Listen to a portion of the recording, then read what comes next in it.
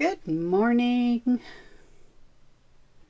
What are we doing today? I am playing with watercolor today. I saw a few things like on a reel or TikTok or something that looked like fun, and I wanted to play with it. So that's what I'm doing. I'm just framing out the border of this because I wanted to have nice clean lines. So I'm using some washi tape to just edge this watercolor paper. And then I'll split it in two and then we'll just start playing. I'll tape it down in addition to that. And I did not get a lot of sleep last night, so you're going to have to bear with my tired voice today because I am really tired. The boy came into us quite early in the morning, or around 4 or something, and I was not able to fall back asleep past 5. So, yay!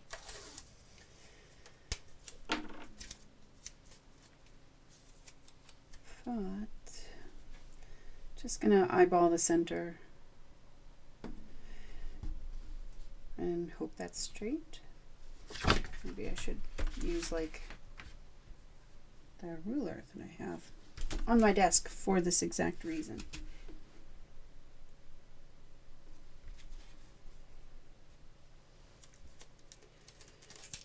You know, not that it's gonna help me, but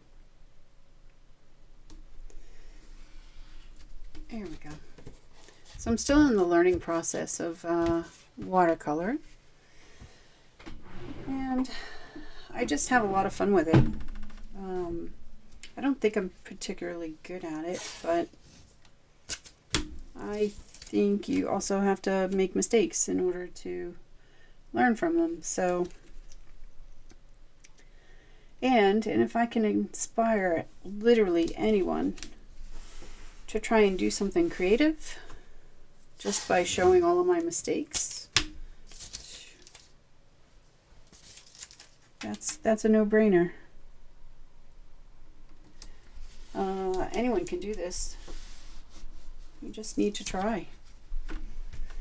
So that's why I'm here. That's why you see me.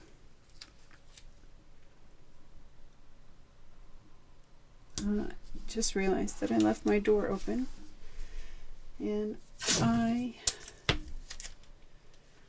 don't want the hubby listening on everything or having to listen to me all day and interrupt his meetings because he's working from home.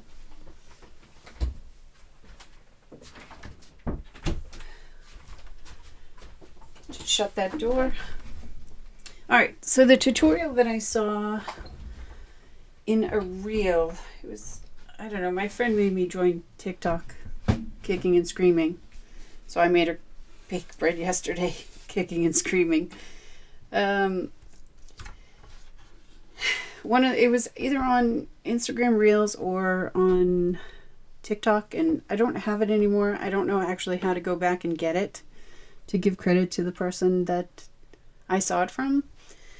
So my apologies. If you know who it is, definitely feel free to tell me. But it was just this really cool, very innocent, simple kind of thing that I just wanted to play with and then kind of do what they did to make sure that I understood and see what the results are, and then play on my own.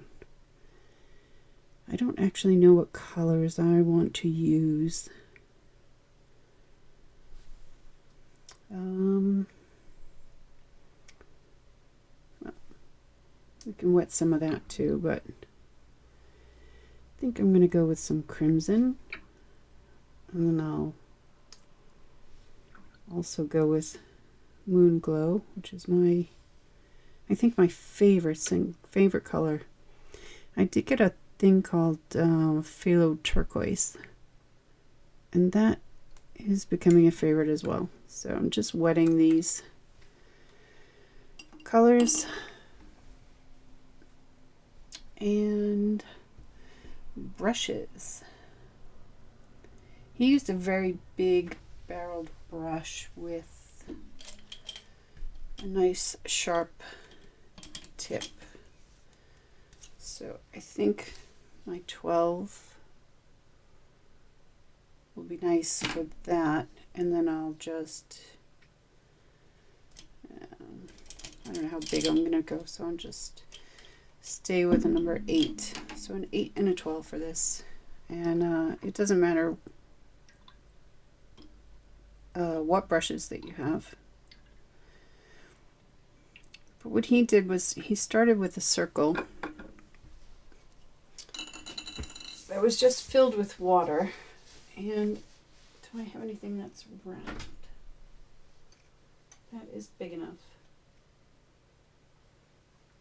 Oh, I have something that's oval though. Oh, good. This is one of the toys I like to keep on my desk when I'm bored. I've had this for so many years it doesn't even look silver anymore. But this will be good. I'm just going to trace this with a pencil and then fill it in with water. Remove some of the dust. And see what we get.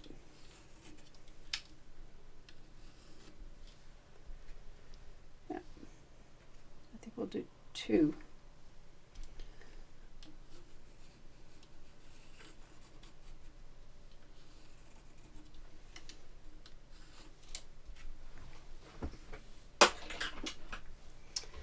All right. And now this is my watercolor eraser. I'm just going to warm it up a bit.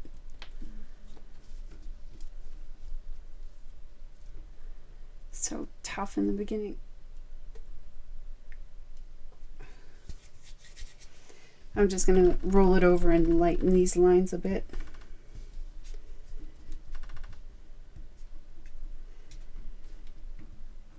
Just so they're not as dark, but that I can still see them and use them as a guide. But if we're using moon glow, it probably won't matter too much. But if I change colors or something, it might. What if I wanted to do like a pastel version? All right.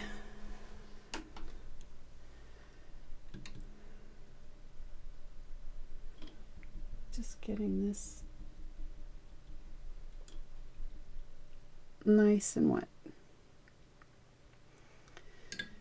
I'm going to use a lot of water, and I'm just going to follow the lines. And I'm not going to be super precise, but I'd like to be somewhat precise.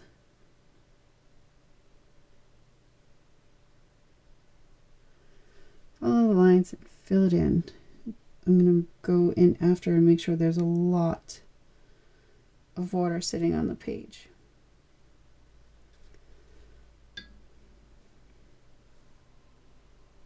Oh, I just realized I did not turn one of my lights on. And I have no idea if that helped or not, but it helped me, so okay.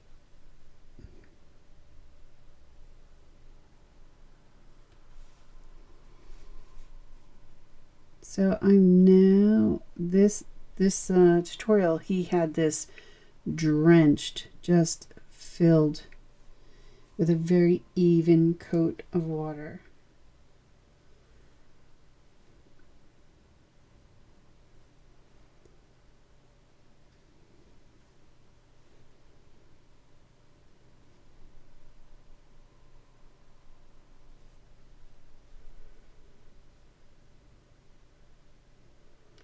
Like that.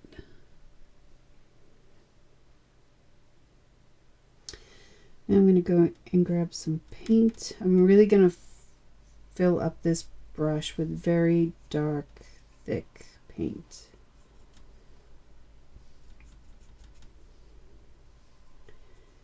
it appeared that he had the entire barrel filled with really very heavily pigmented paint. Or maybe he was doing ink. He might have used ink.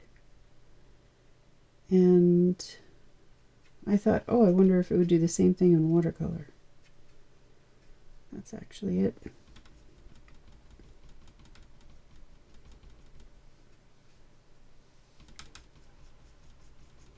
So I'm just getting as much paint as I can. I want this nice and thick. And I want as much paint in the brush as possible.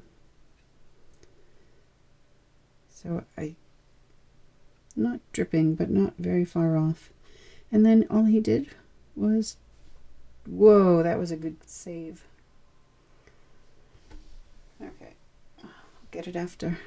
All he did was draw a line through and just let the ink do what it wanted. Oh. So it didn't move as much. Mine didn't as his did, but there's a reason why we keep this on a board or tape it down so we can move the liquid when we want. So that's actually pretty cool, but I'm going to come back this way too.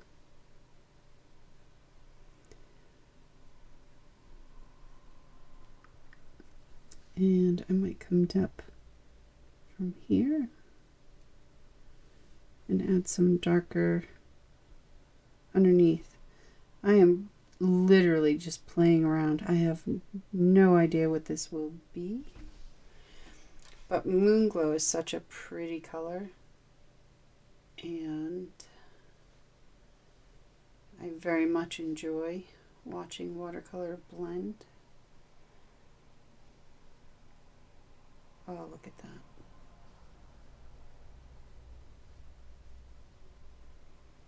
It's almost like an eye, right? Like if this was a pupil of some sort. I would like it to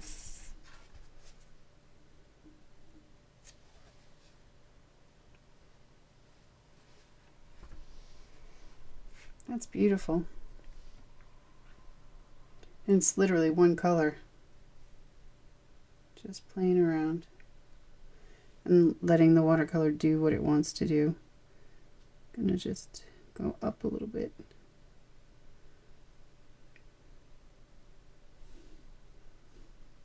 And see what that does.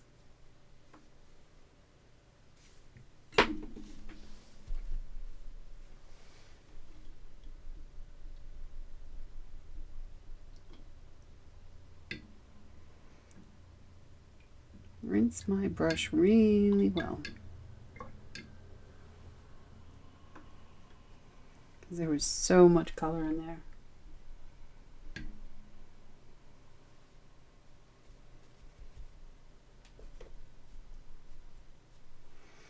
Alright, while that's doing its thing, I'm going to come over to the clean water and then put some more in this one. And then I think we'll change the color and maybe how we put the paint in. Again, this is just playing, so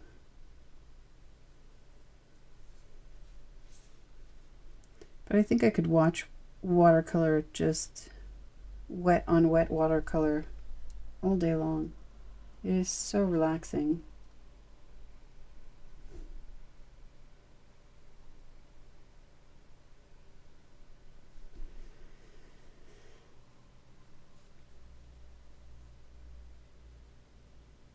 I think we'll do some I'm just getting lots of ideas as I'm playing with this. So I'm just going to make sure there's a lot of water on there, because it's actually going to take me I just had an idea to do like a Aurora Borealis type thing, but I need to wet the paint that I want to use. And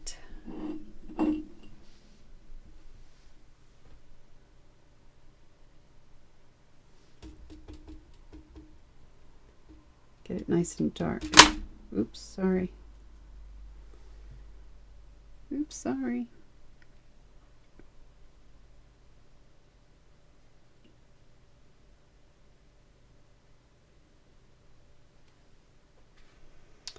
And usually they are lines that go up.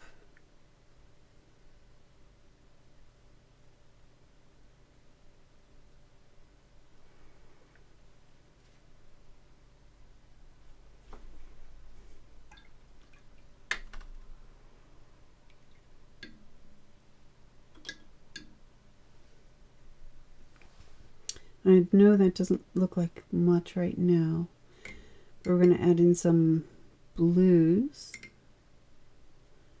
What are we going to add in? I think we'll do a little bit of Maya blue. Let's see what that does.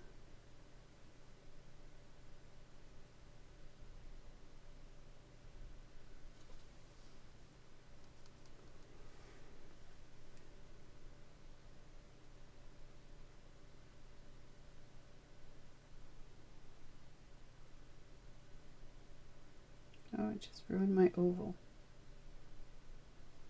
It's okay. I'm going to move that around a little bit. Maybe get a little bit more color down in here.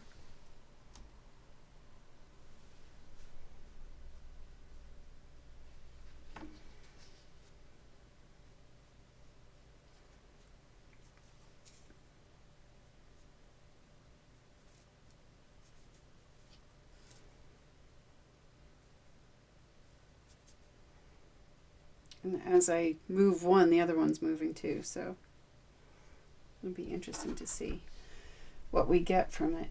And now I'm going to add a little bit of a, like a darker blue, a deeper.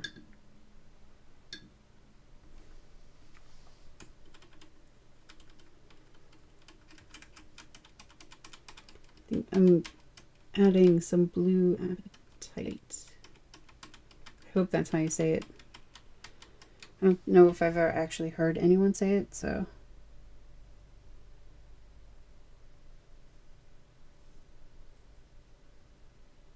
Just drop some in.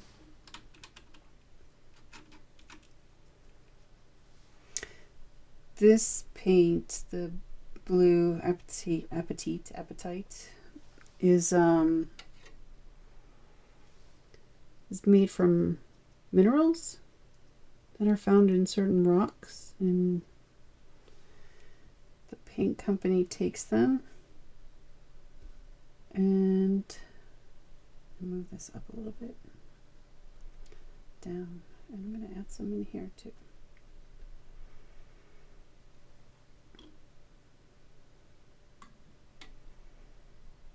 And then a little bit more water just to get stuff moving. I don't know. We'll see what happens, huh?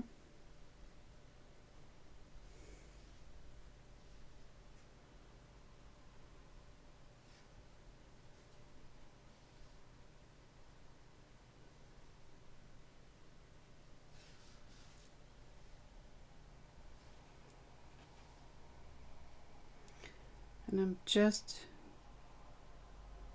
moving it around so it'll have a nice blend.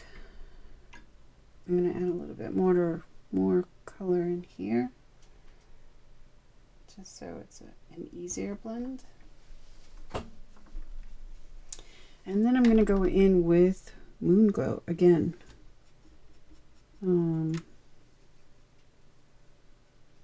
It's a really good night sky. It's like a black, but it also has a lot of blue and purples in it. I'm just going to go around the edges, and I'll have more in this area here. see what happens.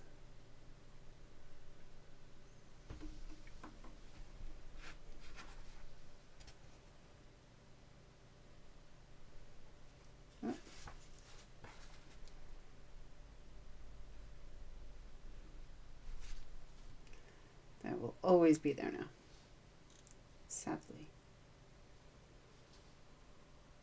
So I just need to be careful when I'm moving it. And I think, because I don't want to muddle this other one too much, I'm going to pick up this extra.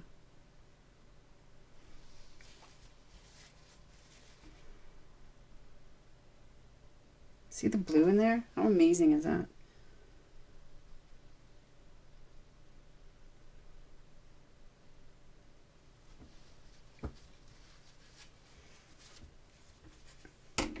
And I'm going to pull up a little bit from this.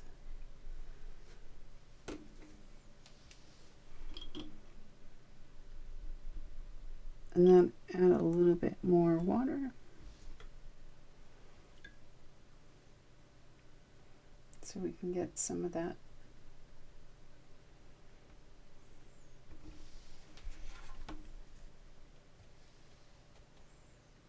paint moving.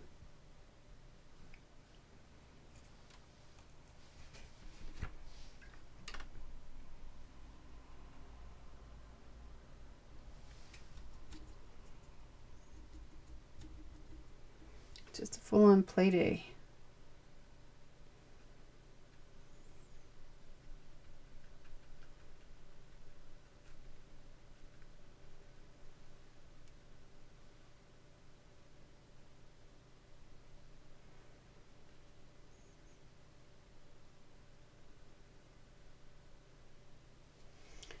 Now I'm going to let that dry a little bit. I'm going to pull up a little bit of the paint. And see what we're doing.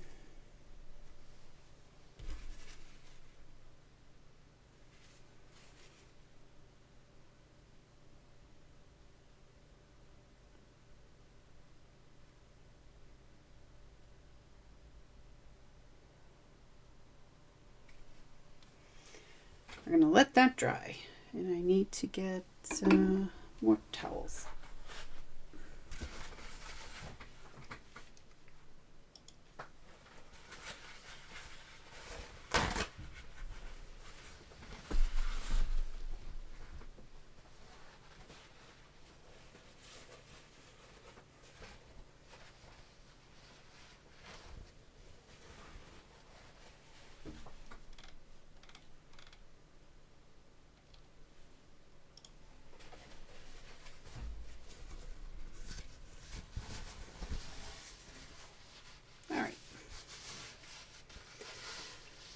So I'm not exactly sure what those will be, but we're going to let them dry and move them to the side and then see. Let's just start playing around. I also had an idea. I'm not going to tape this one down because it's just going to be a bit of a painting, but I also had an idea on normally when we paint leaves, we always do from light to dark because you can always remove color, but it's really difficult to make stuff lighter once you've got it down. But I really wanted to actually test that. So I have some white on my palette here that I'm going to freshen up. What I want to do is draw some leaves, light to dark, but then I also want to go from dark and then add white and see what the difference there is also.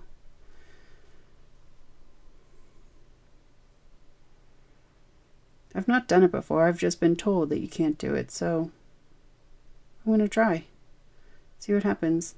Maybe we'll get a good result. Maybe I'll like how it looks. Maybe I'll understand exactly then why you're not supposed to go from dark to light.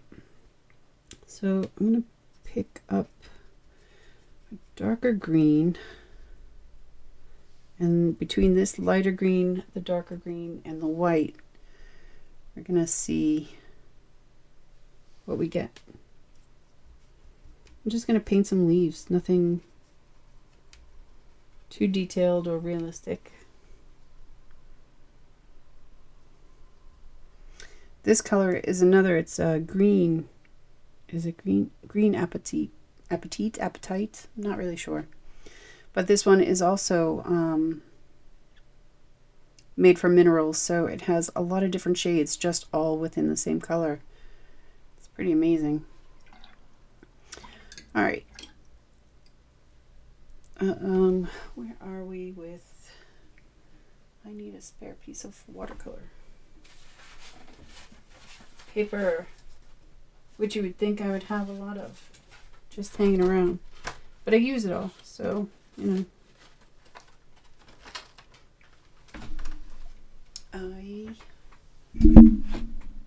Oh, I have one over here. Okay. I have a couple of different kinds of watercolor paper. I have like a really cheap brand that you can just get in any store. And that I do a lot of just a lot of playing and practicing on, because this stuff is really expensive. This is the best paper that I have, and this is Arches. And it's great to use the same exact paper that you plan to paint on to practice, but I'm not that rich. So I have different stages. I have a really light watercolor paper that is just good just for pure playing. I have like a medium one, which it's not bad, it's just not for me. I don't really like how it feels when painting. I'm just adding a little bit more water because I want a lighter color. I want a lighter mix so that when it goes down, that probably looks the exact same to you, but to me it's a little bit lighter. So I'm just going to come in and draw 2 sets of leaves.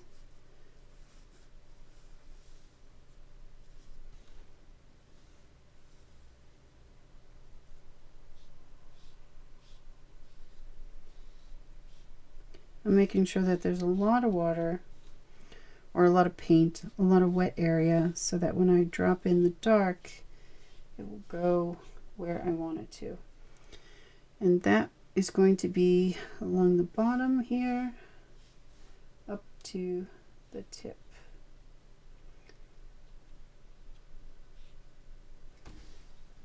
And I'm just going to move that around a little bit so it gets a nicer shade, and then I'll add just a little bit of water so it blends a little bit nicer.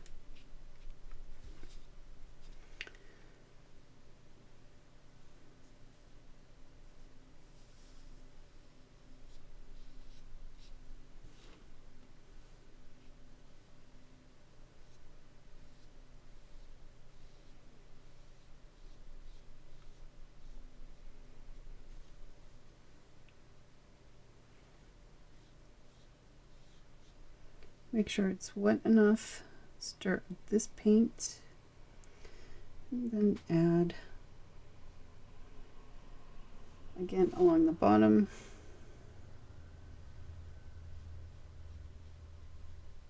To the tip. The tip is usually always really dark because it's the newest growth on the leaf.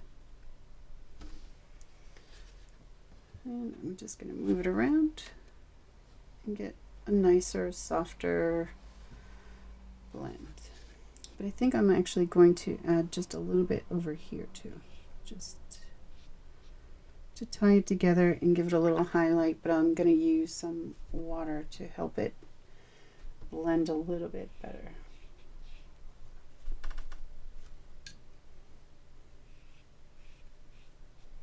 Just to give it a little demarcation. We'll see what that looks like when it's dry. So now with the dark, I am going to do the same thing with the dark, and instead of adding dark into light, I'm going to add light into dark. I think this needs more and more.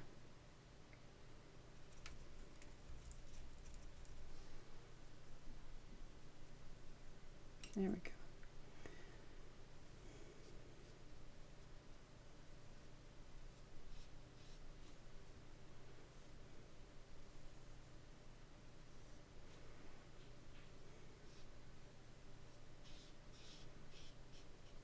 Make sure that is nice and wet.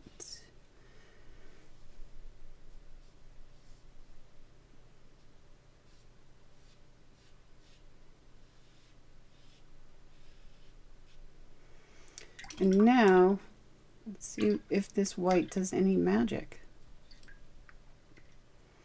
And I'm going to add it in the same places that I would add, or there would be highlights. And I'm just going to drop it in and see what happens.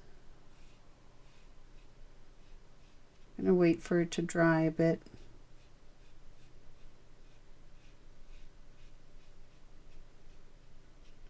But I might use a little water to make the blend a little bit better.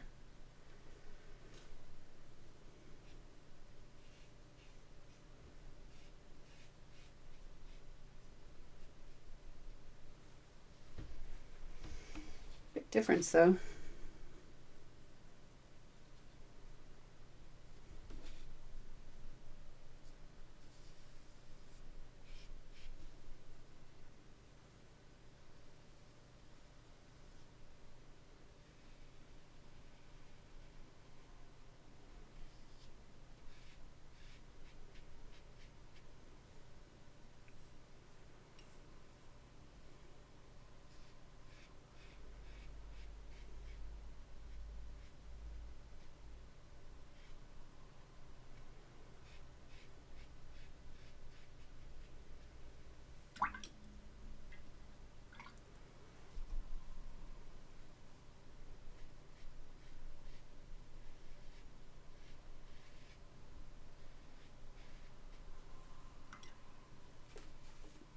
Now back to the white. The other one I had too vigorously made, so there were a lot of bubbles in it. So this time I'm trying to just get less bubbles and more paint. And this time I'm going to put it along the bottom here. And just, that's it. I'll move it around so it blends together, maybe use some water.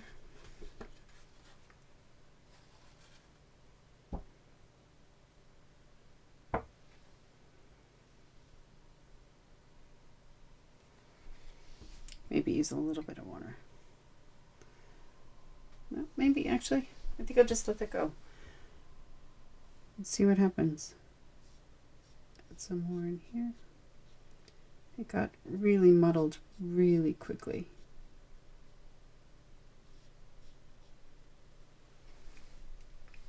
I can't say that I don't like it though. Still looks pretty good.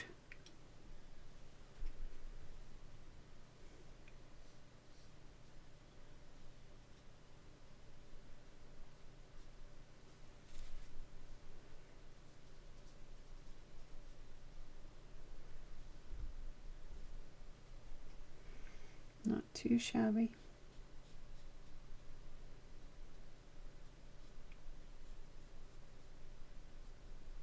Just playing with the colors just to get a little bit of a better blend. But now it's actually looking like it's really muddled and gray. I guess not to you, but to me it does. So let's just keep playing. This one I'm just gonna go through and add some more green so that it's, but not in all the exact same places.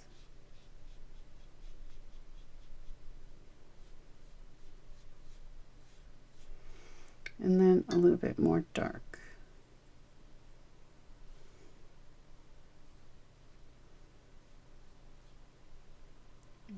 Model some throughout. And soften this edge right here.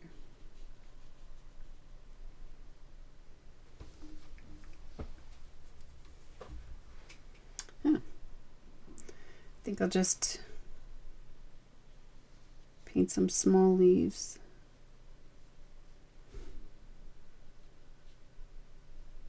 Just to keep doing something while these dry.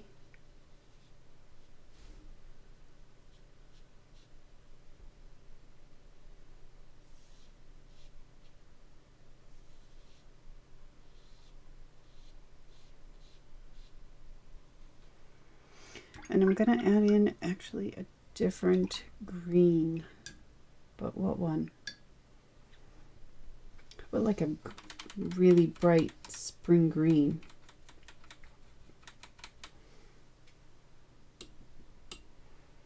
It's pretty fluorescent, but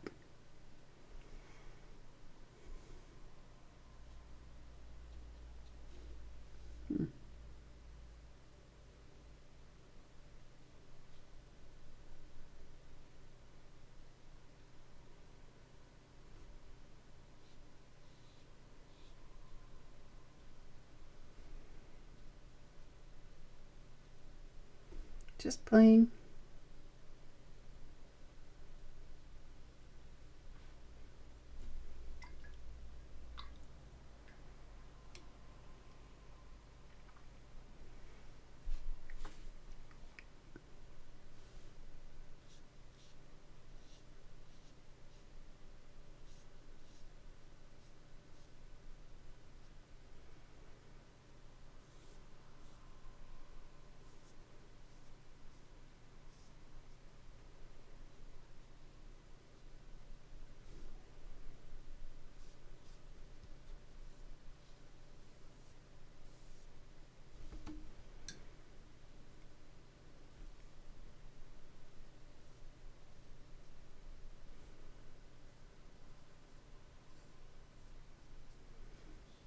Smaller leaves that go further down. Or the further down we go, the smaller the leaves will be. I'm going to just sprinkle some of this green throughout and try not to touch the other leaves.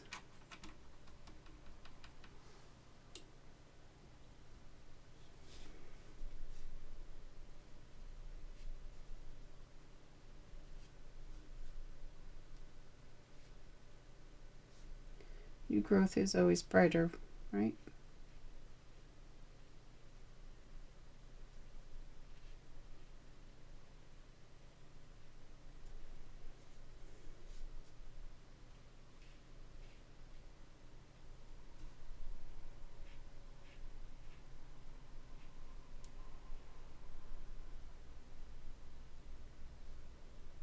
I think I actually really like these two colors together. I have to remember this for next time.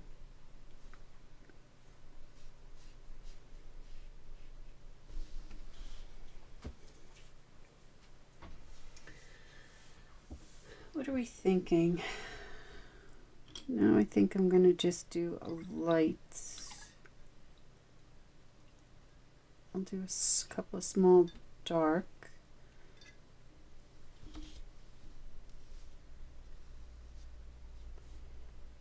Just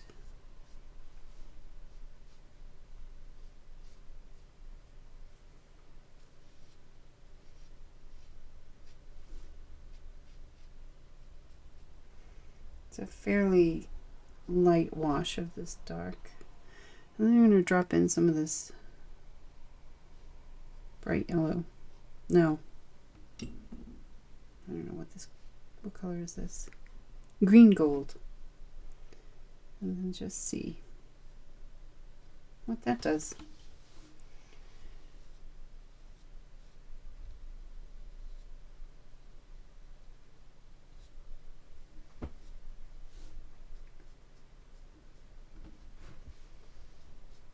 I love painting leaves. I could just paint leaves the whole time.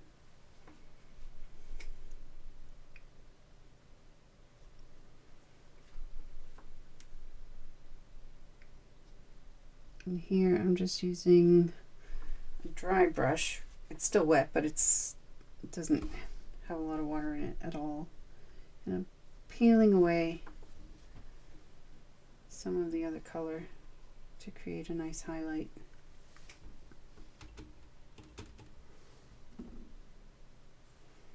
And then I'm going to go back around the edges with the same color.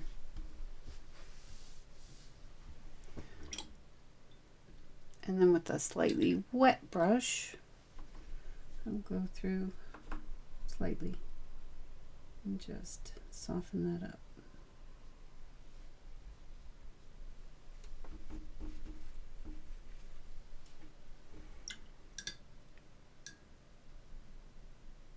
Ooh, what if I added a little bit of that?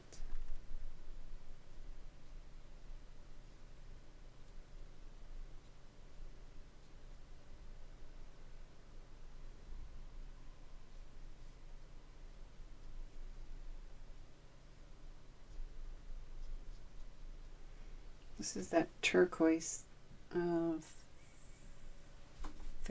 turquoise. I'm pretty sure that's how you said that, because I have heard someone say phthalo blue. Or maybe it's phthalo. It's probably phthalo. Add that in, and then I want to go for a little bit darker.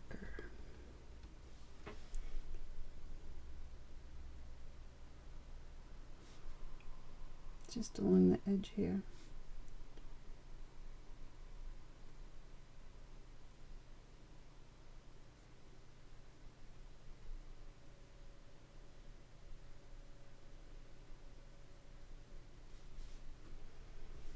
And then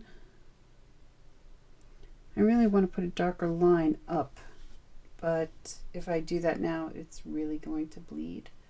And I want a sharper line, so I'm going to wait till it dries a bit more.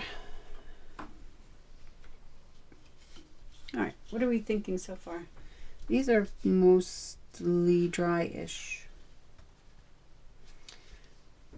I'm going to take some water. There's like a line right there. And I'm just going to take clean-ish water and go over it just to remove it, so it blends. There's one there too.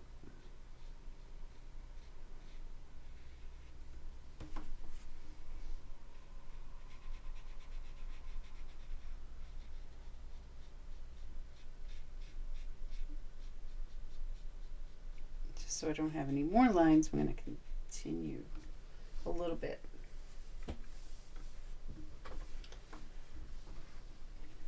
I actually do think I like this spring green mixed with the green gold. It's a nice combination. I'm not 100% sure on this turquoise, but it definitely makes it look interesting. So, just plain.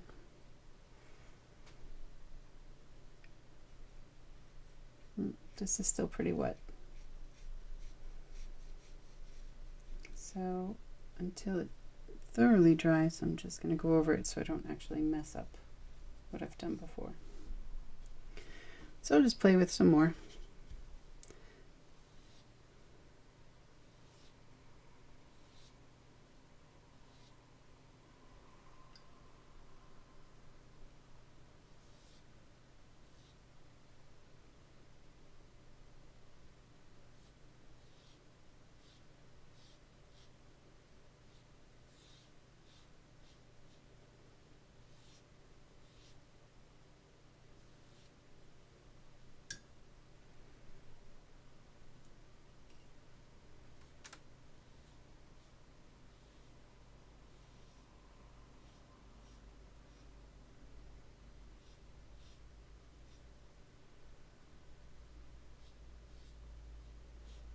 Just blending two colors and randomly drawing. Painting, not drawing.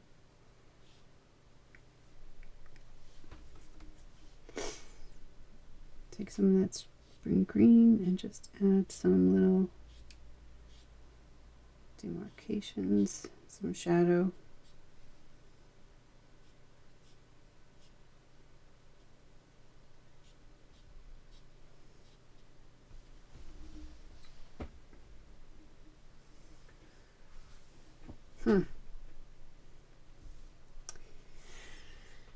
So I guess I'm understanding why they say just go from light to dark and not dark to light.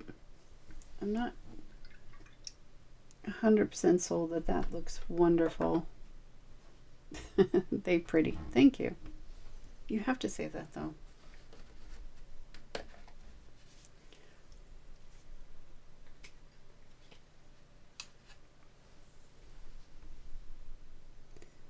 But yeah, I can definitely see why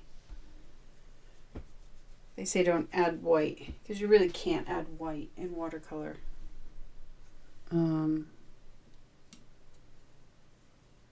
Not and have it be a proper white.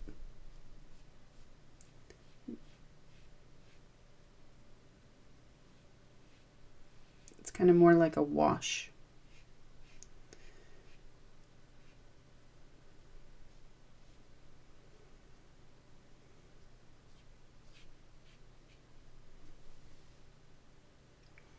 I know that looks like hell. I'm just playing.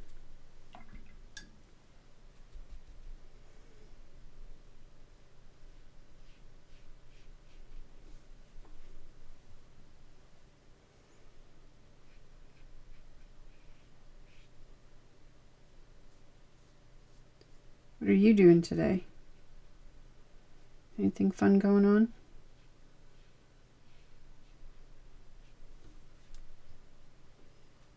Yeah, I really don't like that.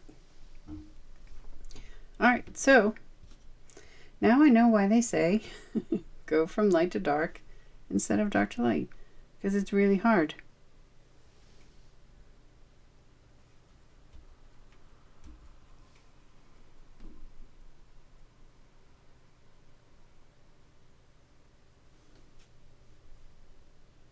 Really hard.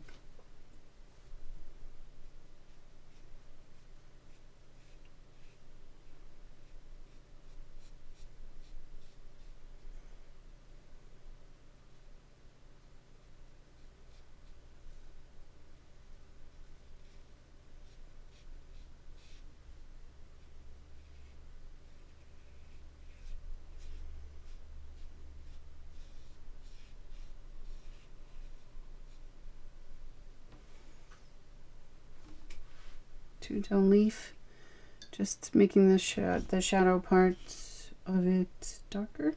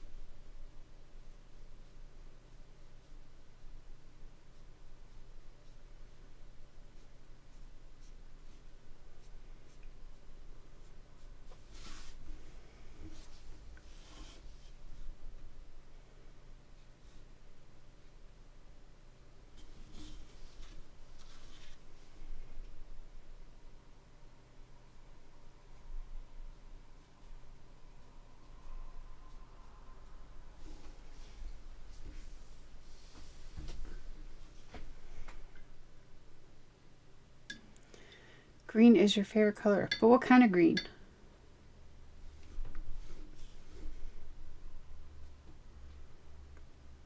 Like a grass green? A forest green? A light dark?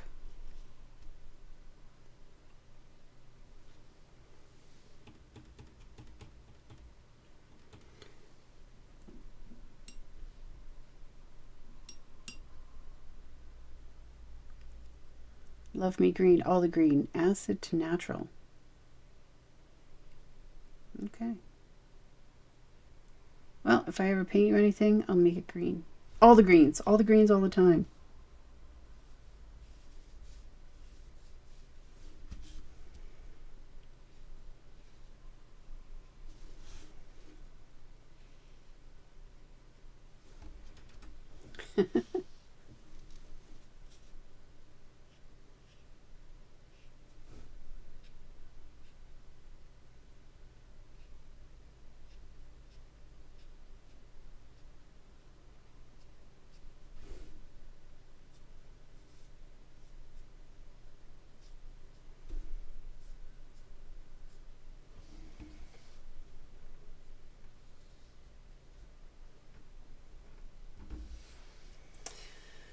All right.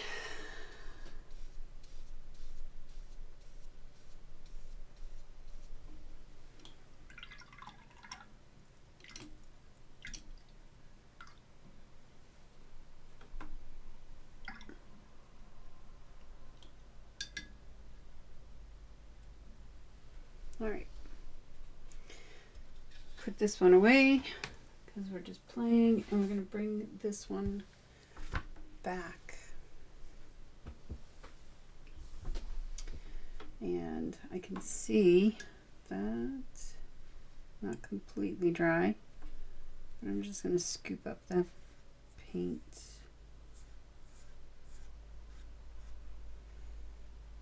And do that.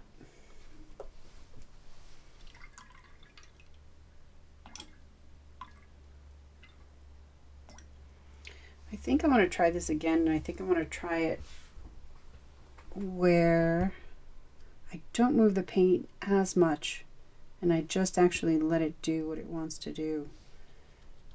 And this is still quite wet, so I'm going to dry it. And I'm going to mute you so I don't blow your ear off.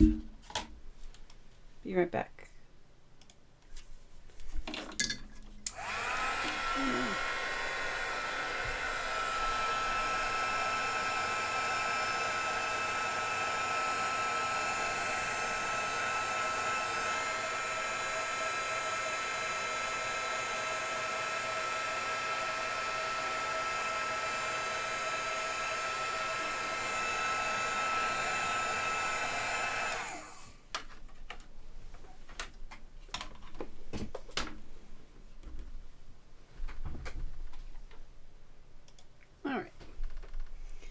And my Captain America Lego fell into my water, and now she's all wet.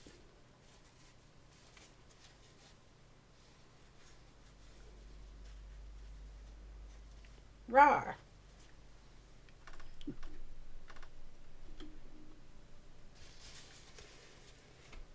All right, so these are dry, and I'm making a mess, which is good. No worries. Just practicing, right? Right.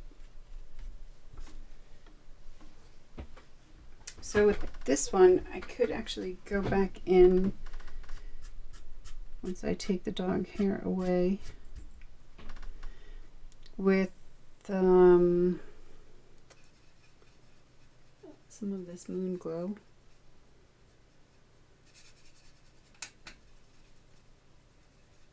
Just still staying with the same color. And I can, what do I want to do with this? I think I can just make a shoreline here. and make some trees.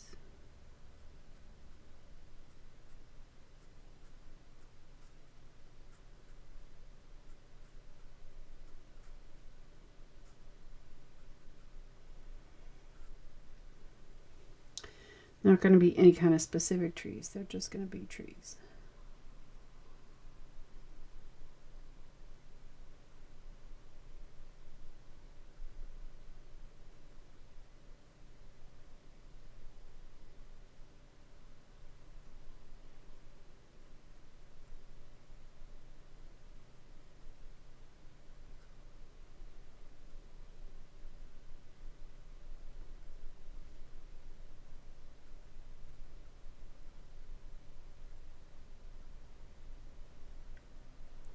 More really the idea of trees, not proper trees.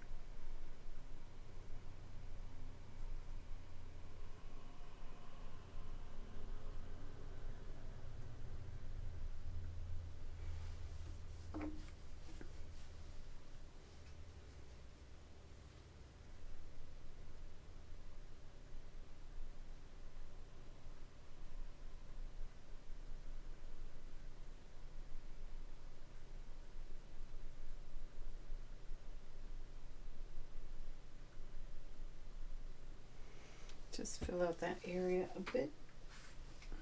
I think I'll add more down here. Some dark along the side. And then you kind of have trees in front of trees. And then I think what I'm going to do is take a lighter. Actually, no, I'm going to take this. And I'm going to say that that is the background. That's a forest line. And this is going to be water. And then I'm just going to add some dark in here. I don't want to cover up what's already there, but I want to add variation. And then I'm going to just go lighter and lighter with this color.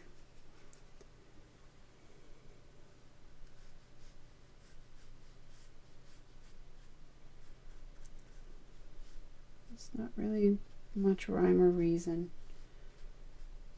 Just filling in.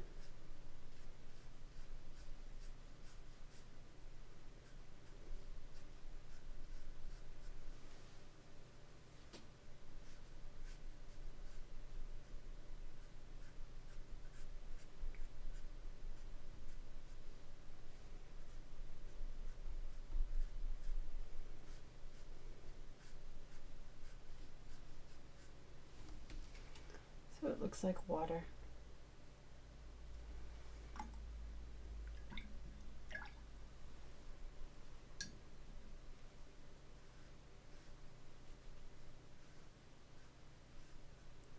Soften a little bit of that out. And I think I actually will just add a little couple of darker.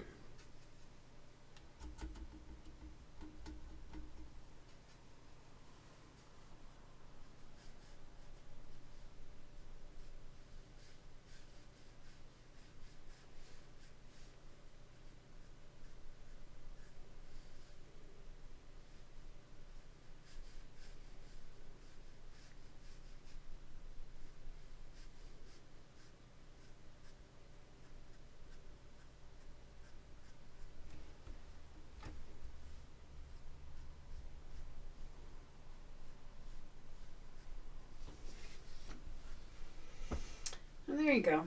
That's one of them.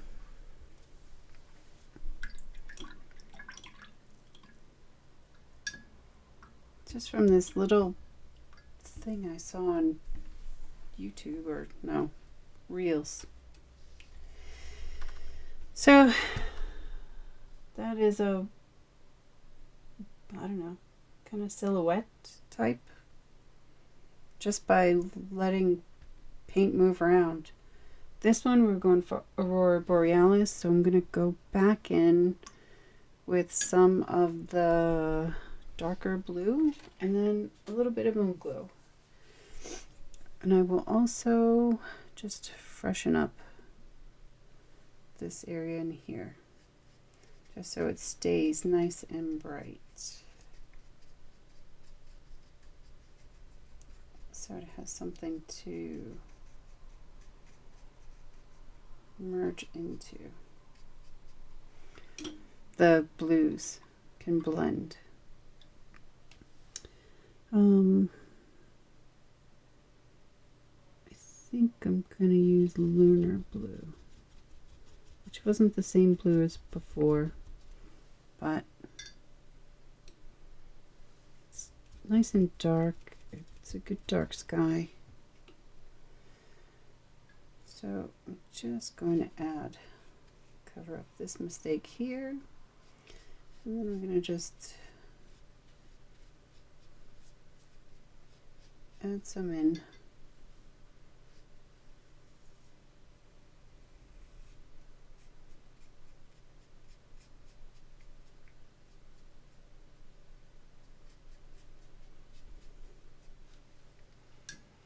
And then I'm going to come through with some water, just to soften this up. It's not clean water, it's kind of muddyish, which for this works well. Those are just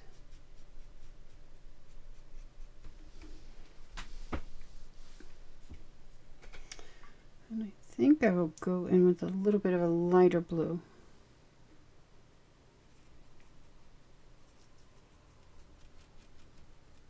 To add some variation. And I'm going to put it in this wet here so it can blend.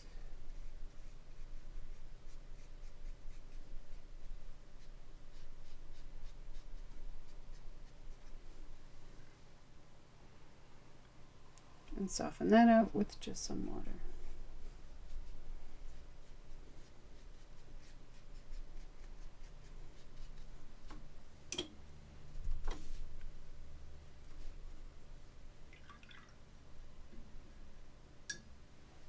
Just get rid of any hard lines.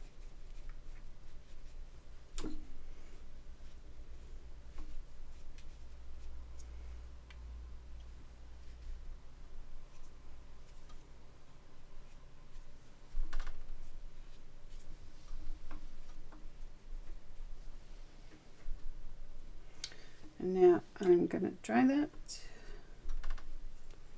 So I'm going to mute you for a moment.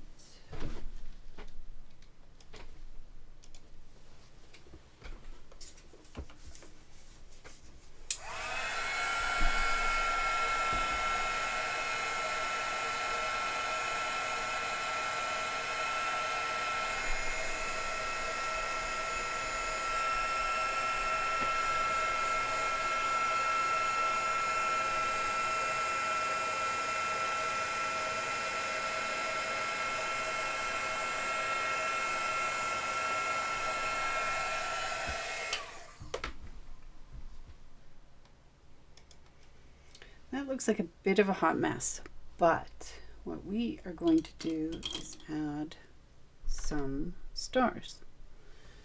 And I'm going to do that with white. Now that it's dry, they won't stay 100% bright white, but that's okay because we're going to do this a couple of times. And I need to protect this one. I'm just gonna tap.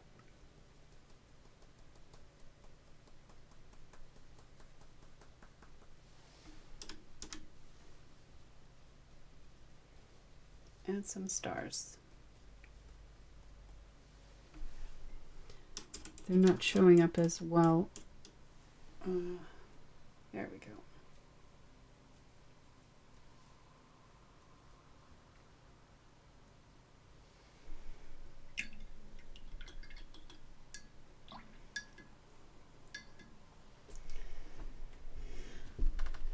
And there's your night sky with Aurora Borealis. That one's a little bit more muddy. I think it's because I used too many blues, too many different blues. But we're going to try it again. Because we can. But it's not too bad for two little mini paintings.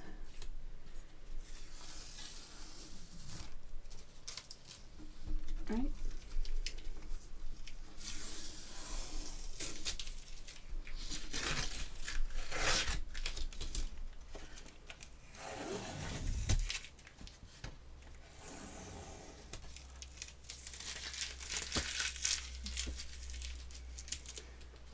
So let's do it again.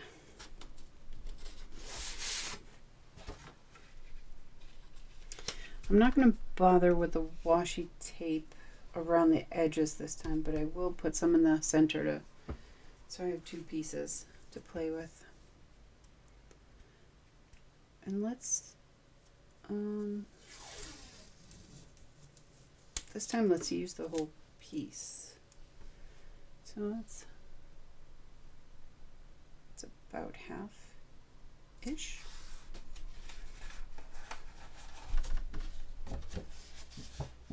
Not even remotely straight, but don't care.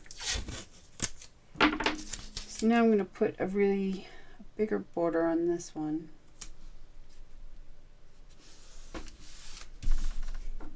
Because I'm going to use the whole piece. I'm not going to just draw a shape inside. I'm going to use all of the watercolor paper. See what that does. But I want a decent border around it.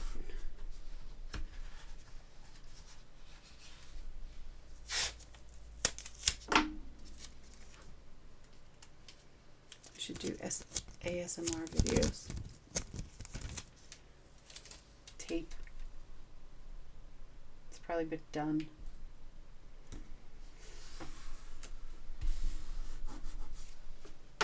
Okay. All right, that's really gonna actually bother me. So I'm gonna use this piece instead.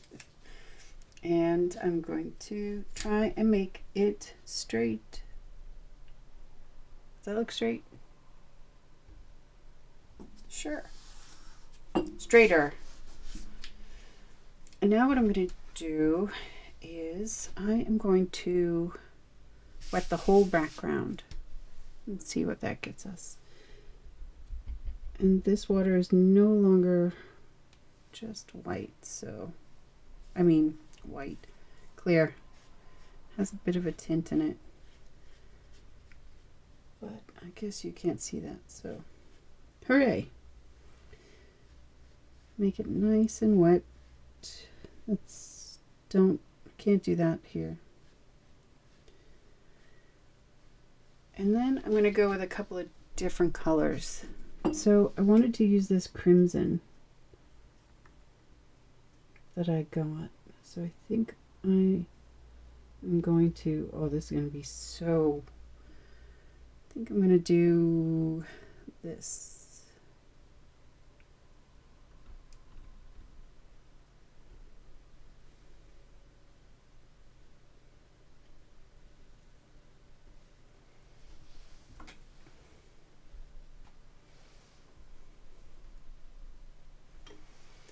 And then I just put red paint into my green water, so now I have brown water. I think what I'm going to do is take some cerulean blue and go up from the top and add that in.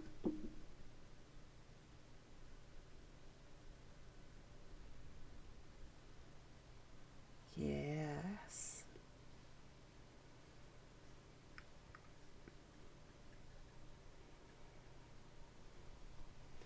And then I'm going to take some of the green and go in from the bottom.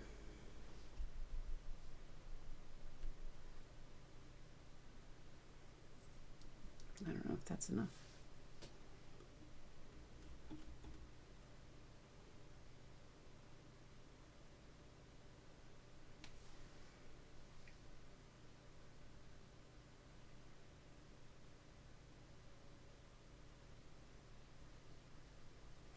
Love it.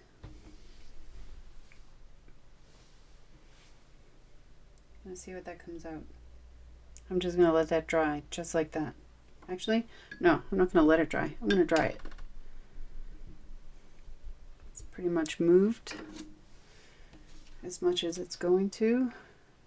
I don't want to make... Oh. Actually, I'm just going to see what the dryer does to it. Let's play that way. Be right back.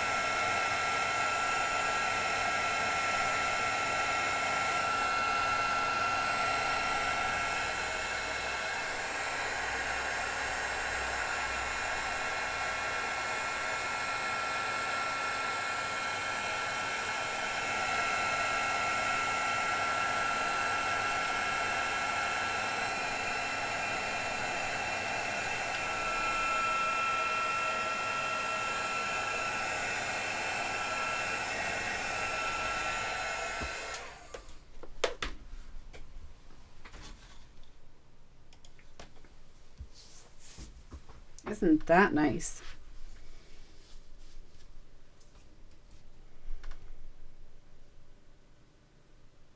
And what I see when I look at this is an autumn forest in the background and a flower field in the foreground. And then the sky will just be the sky. And that is what we're going to paint. So... do I want, yeah, I'll take a little brush and I'm going to add in some trees with red and like an orange, like an Aussie red gold.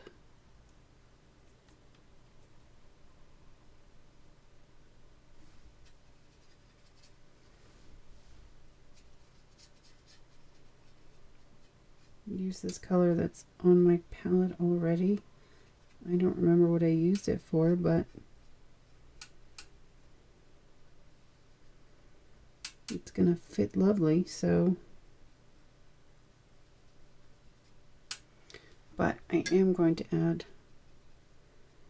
a little bit more water. There we go. And then this is going to be from like far away, so just going to add some ideas of trees around.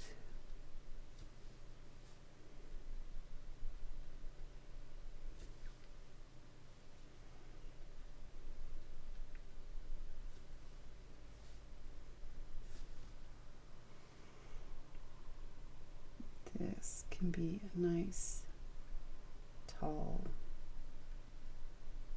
filled autumn tree. Same with this over here.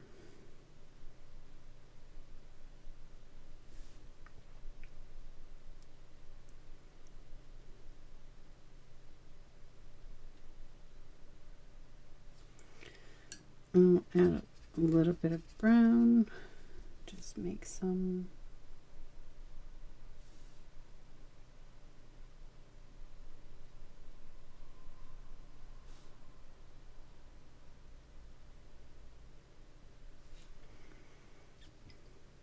and we're going to go in with this beautiful crimson mix that I made for something else a while ago.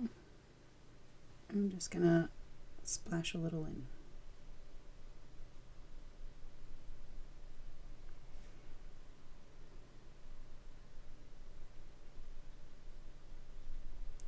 Add a little bit of the red down underneath.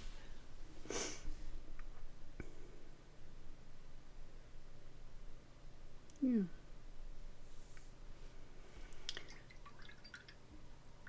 while that is drying, I'm going to come back in with some more of this green gold. Actually, I don't think I want it as light as that. I think I want a little darker. So I'm going to add that fluorescent bright spring green into it.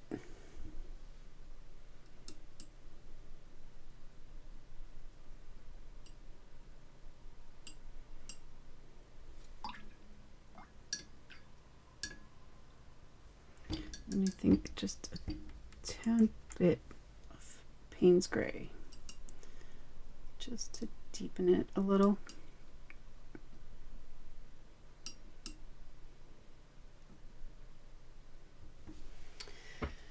And then down here, we're going to have lots of grasses.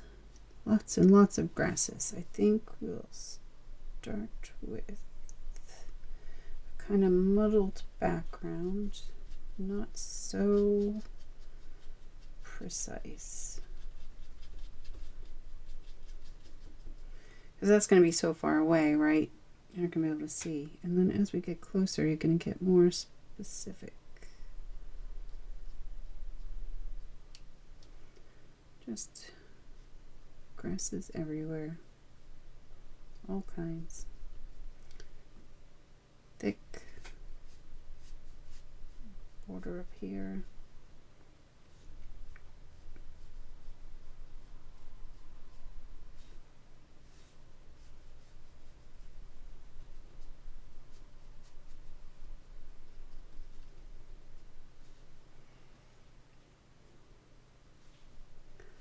Lots of layers of grasses. And we'll go through and we're going to deepen this color even more. This green.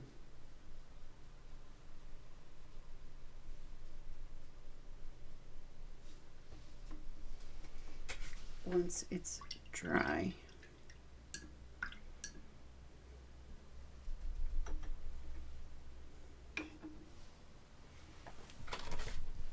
Be right back.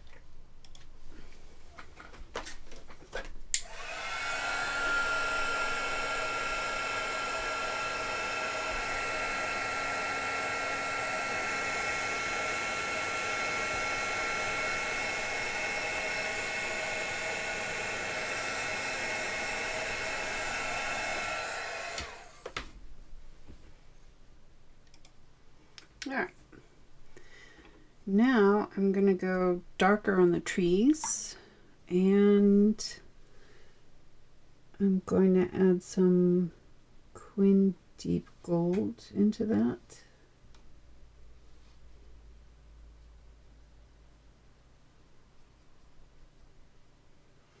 And I'm just going to kind of spatter it sporadically, so you can still see underneath, and add the darker places.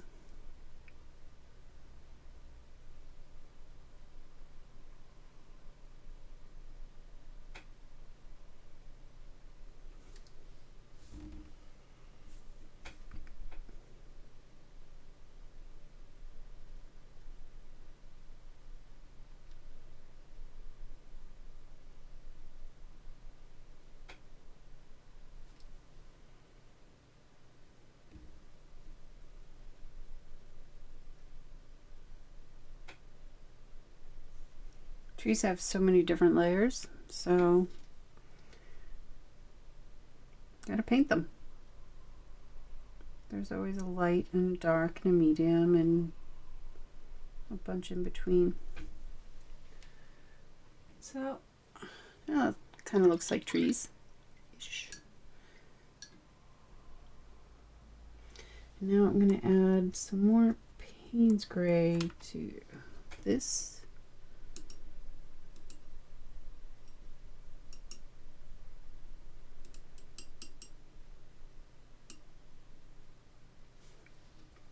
And then we're going to go, we have like 3 layers of foreground now. We have like this really lighter version in the back, because anything that's farther away is lighter for the most part that way. And then we have like an intermediate. We have this darker foreground color because it's closer. And then 2 layers, so per se, of each of the background grasses. So what I'm going to do is, first I'm going to actually put that in there and add some water. And I can just mix these colors in because I want a really watered down version of it first. And I will just create some darker grasses in this kind of like intermediary, medium, middle area. Words. Can't do the words. It's a good thing I'm talking to you.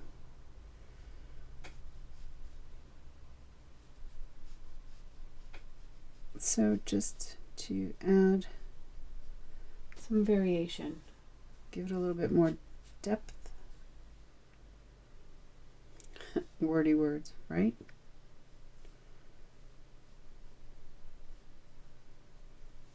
And we're still going to go through and add some flowers. But I want to make sure that there's really like a clear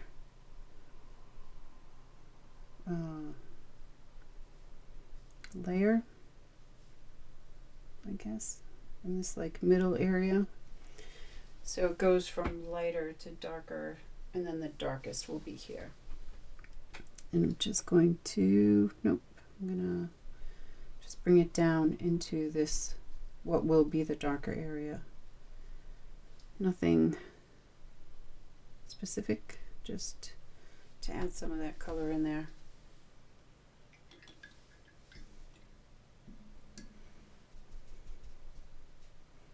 This is going to be a quick dry, so I'm going to use my heat gun, and then you can tell me, does it like totally blow out the microphone?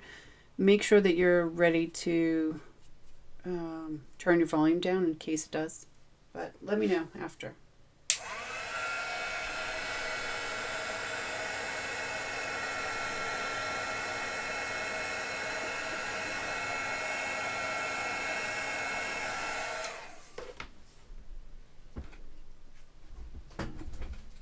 What do you think? Good? No? Should I mute you all the time when I use that?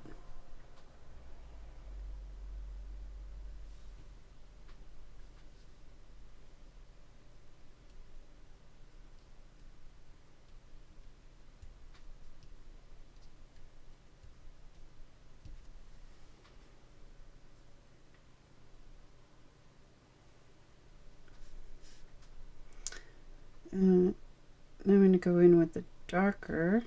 It's going to be this weird mix that I found. Add just a little bit of detail over the light and the dark.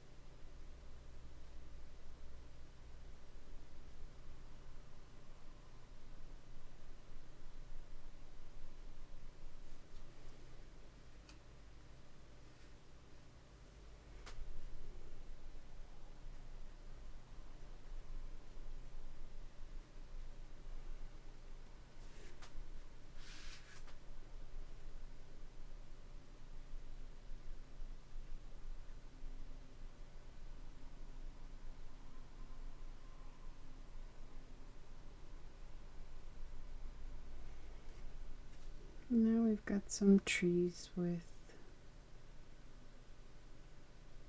some darker areas, so looks more like a forest, right?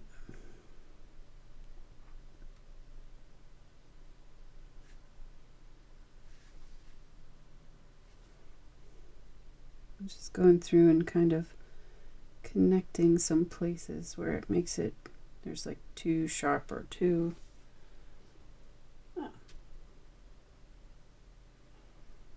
very nice.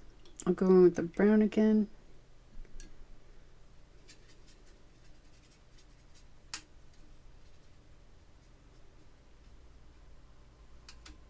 This was just a brown that I had mixed. There's a little bit here too.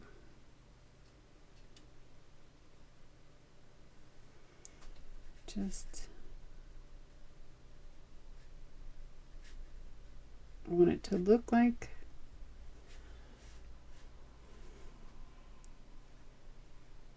some of the trees are more in the back, some more in the front. So we've got both dark and light.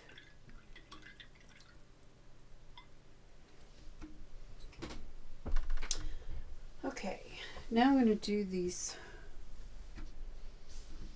foreground grasses, and I'm going to be a little bit more specific, but not like crazy detailed. This is not like a detailed painting, it's just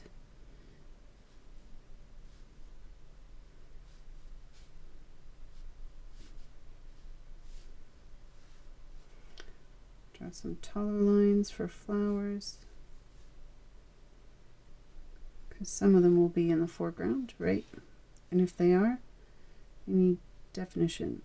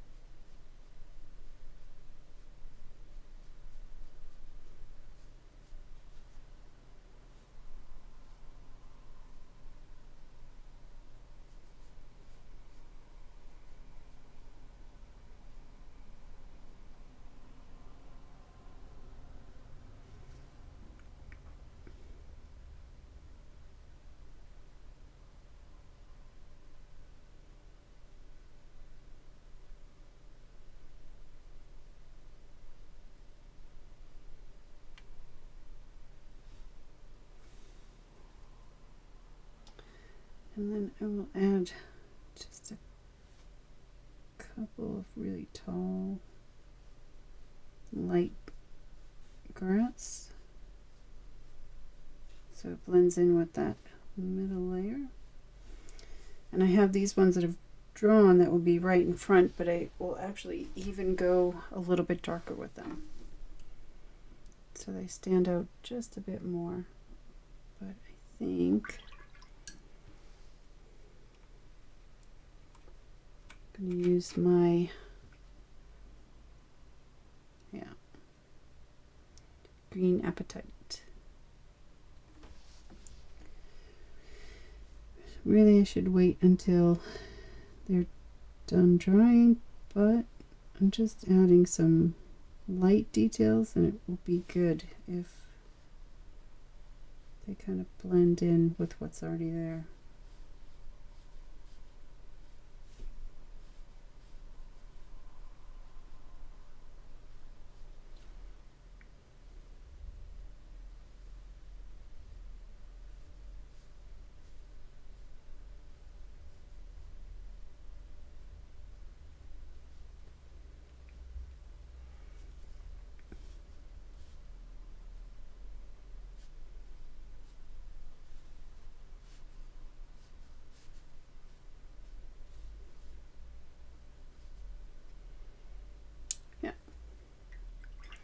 Now we're going to add flowers, and I need a color that's going to kind of stand out on top of the green because I did that layer first.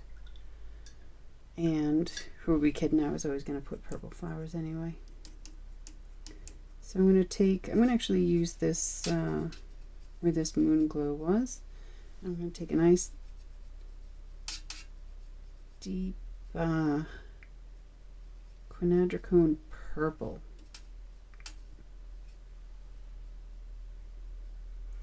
But I'm going to really lighten this up a bit because we want the flowers in the background to be lighter.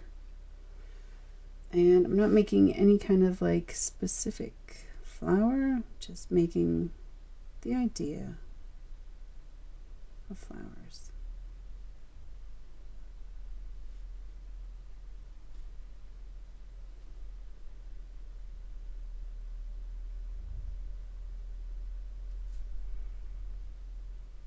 They're doing construction outside.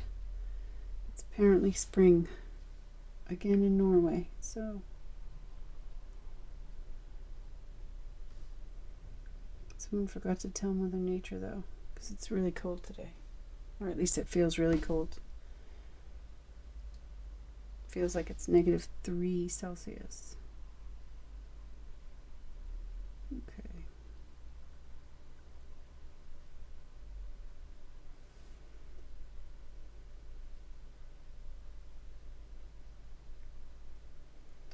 So again, these aren't like proper flowers, they're just more the idea of flowers, but they're further back. So I will make this a bit darker. I'm not sure I'm going to bother with like the medium layer. I think I'm just going to use this dark one and just do some flowers here.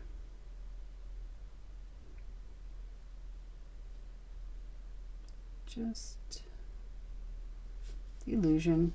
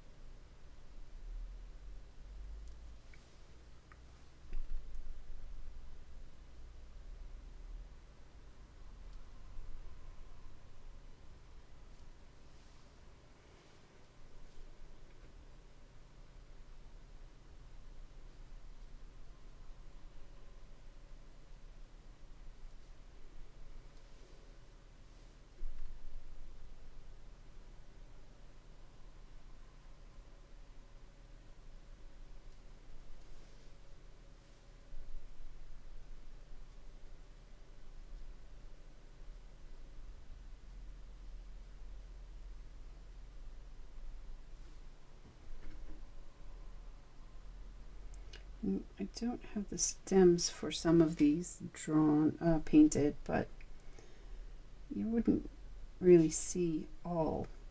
So I'm just going to pop in some little buds and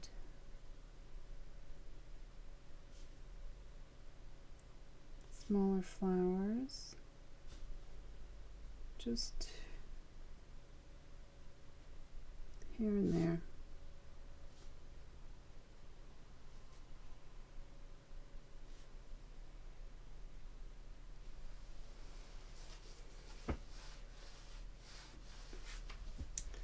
So there, and I think I'm actually going to take a little bit of this purple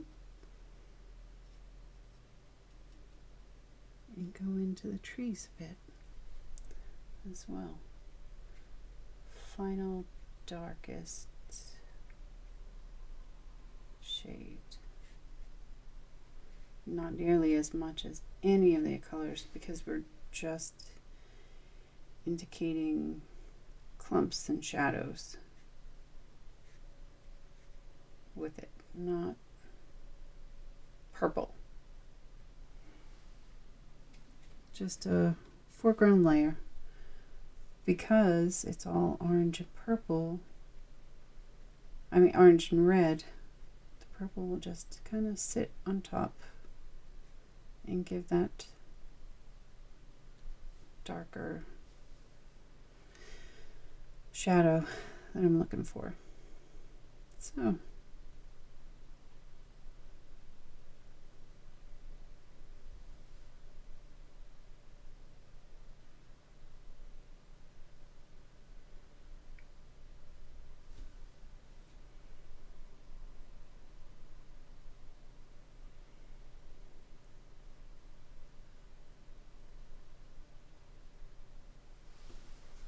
like that. What are we thinking? Good?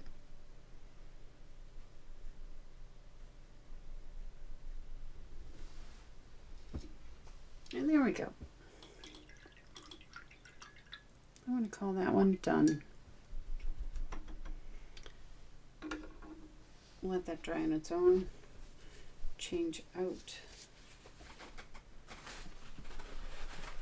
my paper rolls.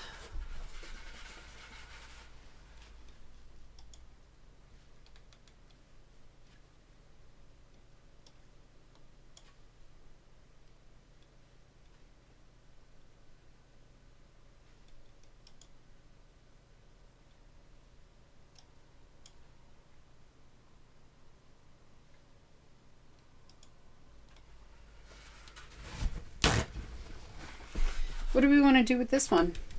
We're going to use that same kind of method with just making it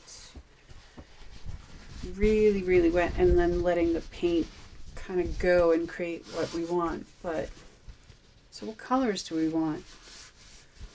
What kind of scene do you think? This is like an autumn scene, so what do we want this one to be though? Any ideas, comments, suggestions, thoughts?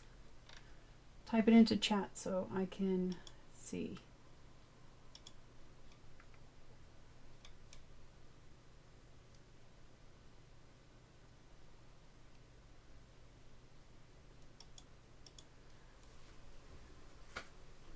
What are we thinking? If you have no ideas for a scene, just give me some colors.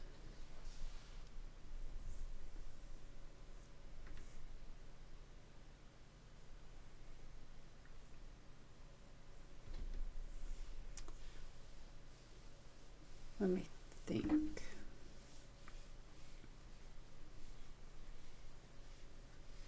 Guess we could do more night sky, but we kind of already did that with this. So ideas.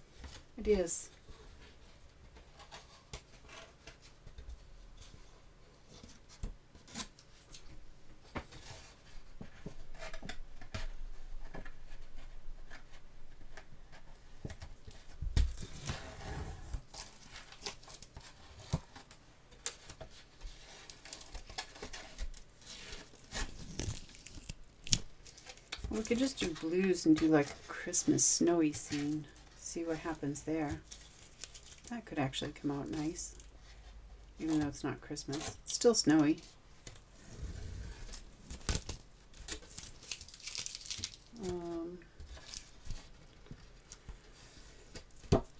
Could also do like a spooky forest kind of thing. But again, already kind of did that.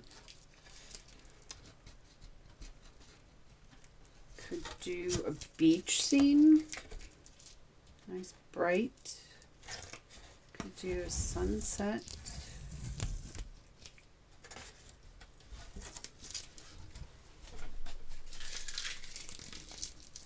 All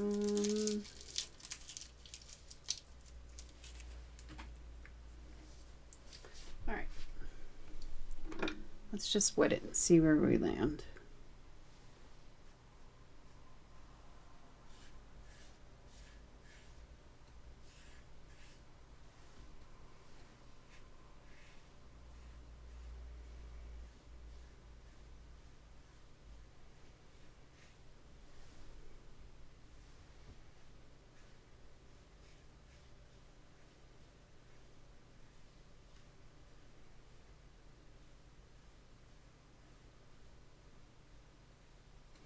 Okay, I think what I'm going to do is, I think I'll do beach. So I'm going to use some cerulean blue for the top again. I'm not going nearly as dark, but I am going to go further down and let that spread.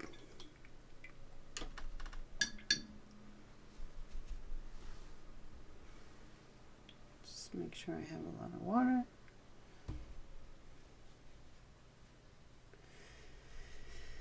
And now I'm going to use a deeper, I'm going to use a phthalo blue in the middle, and that will be the water part. This is going to go crazy because this color just explodes. I say it explodes and it does absolutely nothing. This color you can't have anywhere. Everything it touches, it just...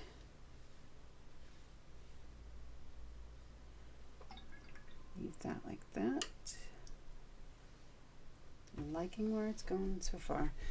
And then I'm going to do a bit of a yellow, like a mustardy yellow on the bottom, which will turn into sand eventually.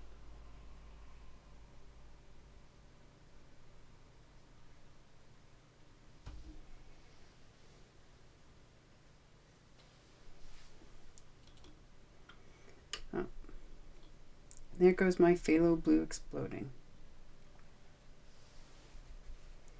I'm going to tilt it back down a little, get a little bit more control. Control watercolor. It's funny.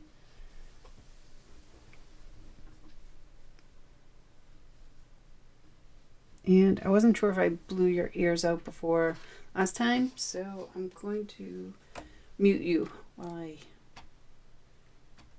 dry it. Actually, I think I'm going to give it just a little bit more time.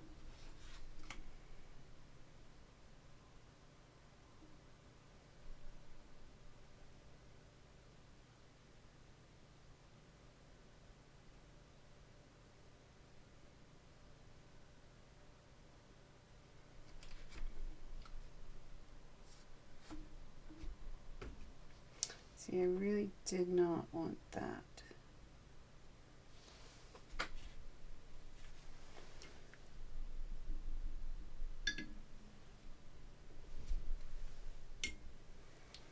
Let's see if I can add some water. Let's see if it'll take over.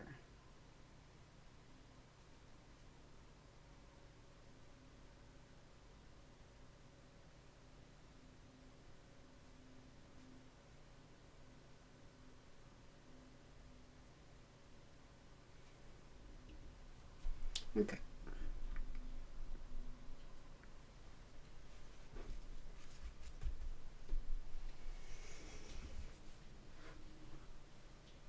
I should have used the phthalo on the sky. That's right. Let's see what happens. We're just playing. Be right back.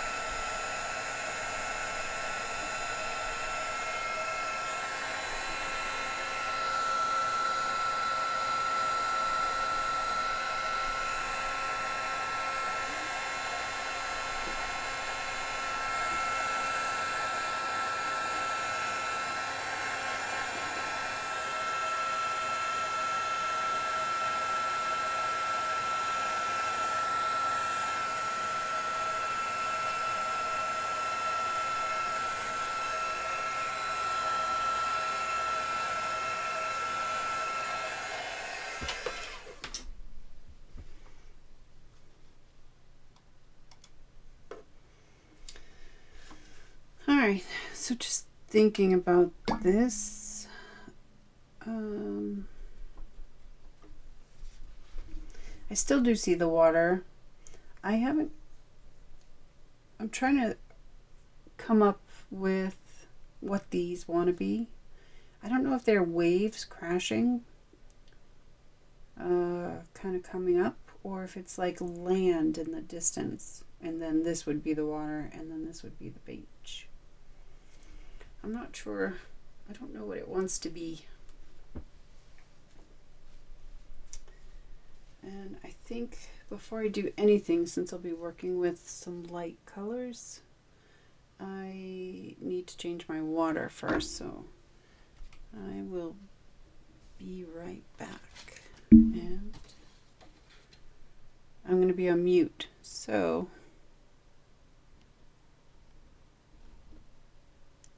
I'm just going to write it if I can get a pen.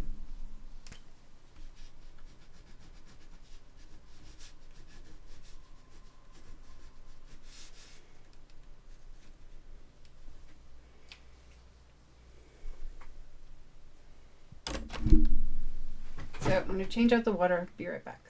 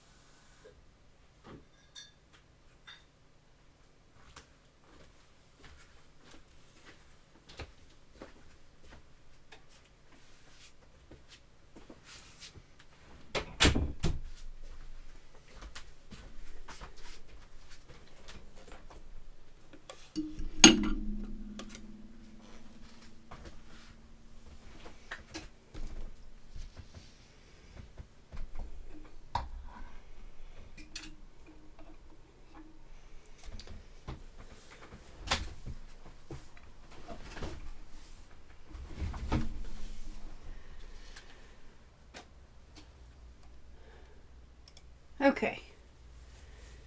Did you come up with some ideas in the meantime? Is that land or is that a wave? That's definitely sky, beach, but what's that? What is it?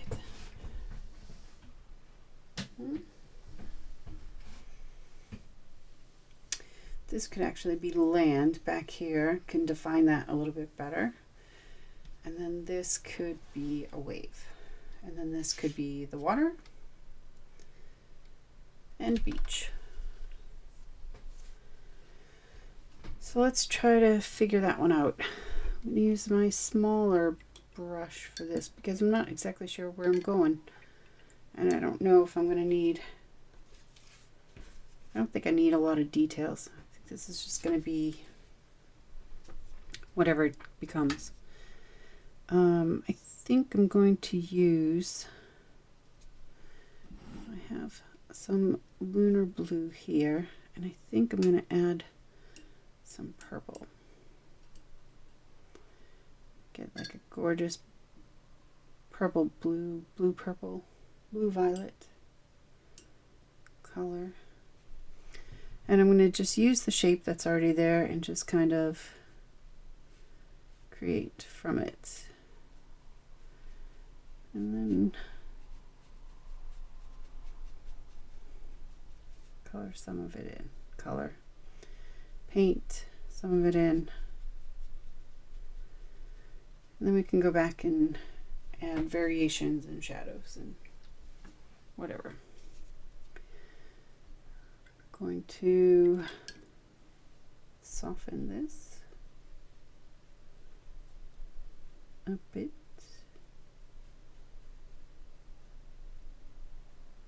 So it blends better.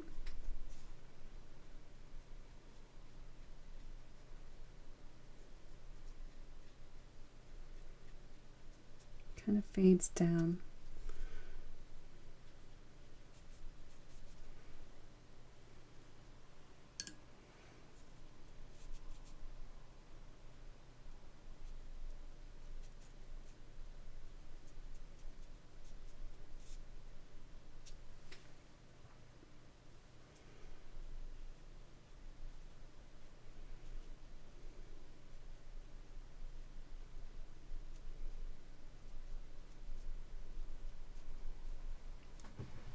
A little bit better.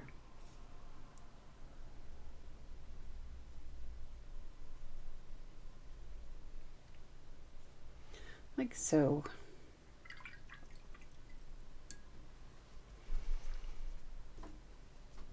And now this one, since that's going to be land, this will be waves. So I'm actually going to pull out a couple of colors to make that happen. One is going to be this turquoise, but it won't be, no, it probably will be that dark. Yeah.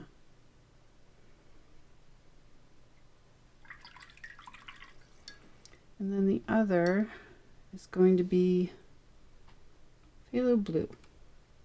And I'm just going to pop that up here. Mix it in with whatever is there, because it doesn't care. Phthalo blue has nothing on a honey badger. Alright. If I can ever get it out of my brush. This color is like the worst and the best. But it literally just overtakes everything, so I need to use that very sparingly. So I'm going to start with the turquoise, which is also a phthalo, but I don't know if it's the phthalo part that makes the blue ridiculous or if it's the color itself. So I don't actually know what phthalo means. And it's spelled P-H-T-H-A-L-O. So if I'm saying it wrong, feel free to find out how you do say it and then let me know. And I think I'm just going to come up a little bit here and create some movement, some shadows with the green. It's going to be multi-layered, so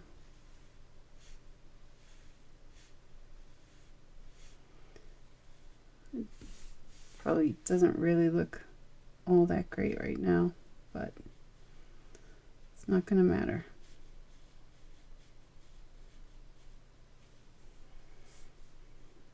So it'll be the water coming up. I'm going to add a little tiny bit of the blue in there too.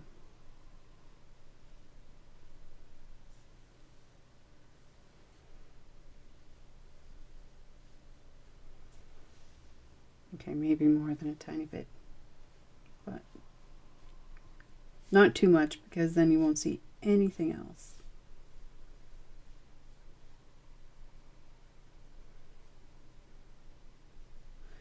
I'm going to rough up this edge so it looks like foam. I'm going to do it with the blue first because I'm insane. I just said don't use this too much because it's going to take over everything. And then I use it for everything.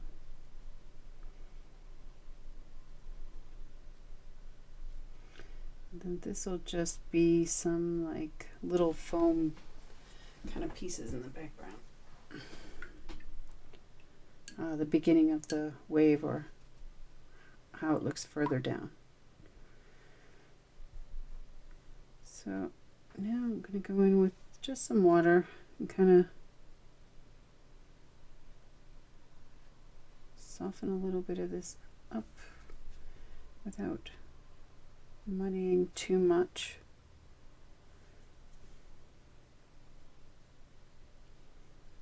I really do want a good blend of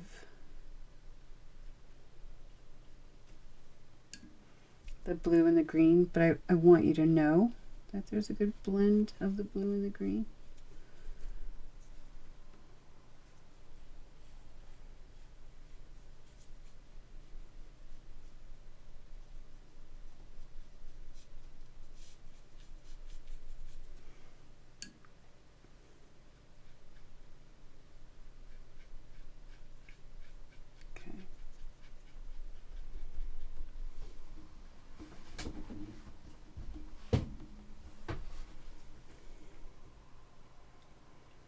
I guess I kind of did the circles actually should have gone the other way. So, water to the rescue, because now I do want it muddled a bit so that I can go back and kind of correct that. Something didn't look exactly right and I couldn't figure out what it was. So that's kind of like a good watercolor anyway. Color for water, not just watercolor. Get it?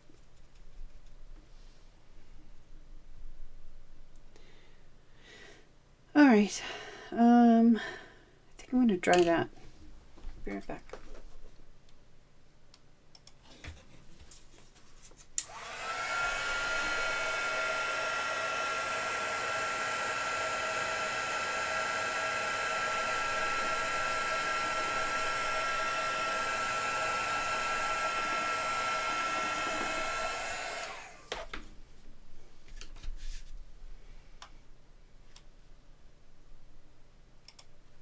Okay, so now we're going to go back in and do the same exact thing with the same exact colors, but I'm going to correct the curve. And I'm going to start with the blue. I'm going to start with the turquoise. And I think I'm going to start back here.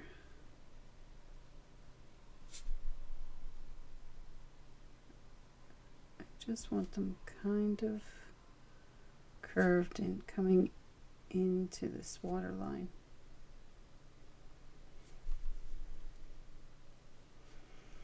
And I do want it deep enough in color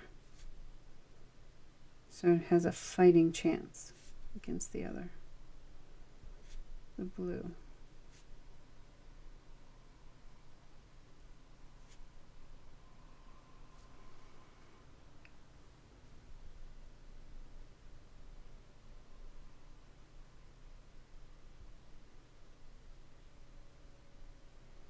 Where these are getting closer and at the base, I'm going to widen it a bit.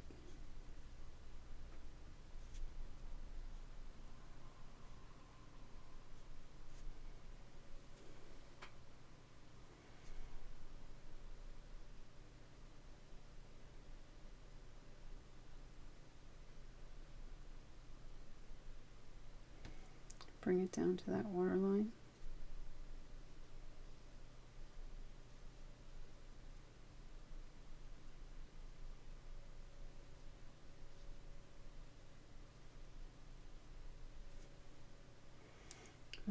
curve them even more here.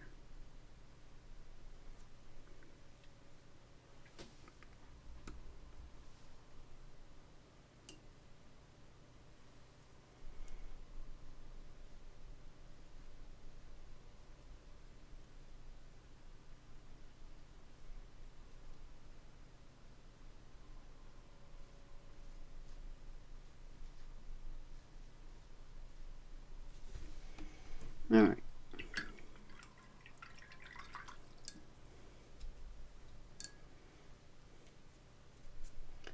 I'm going to soften these edges a little bit.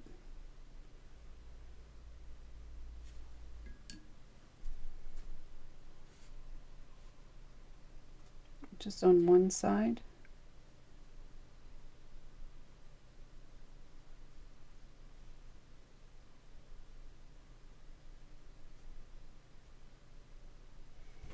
I don't actually know what I'm doing, so I'm learning as I go.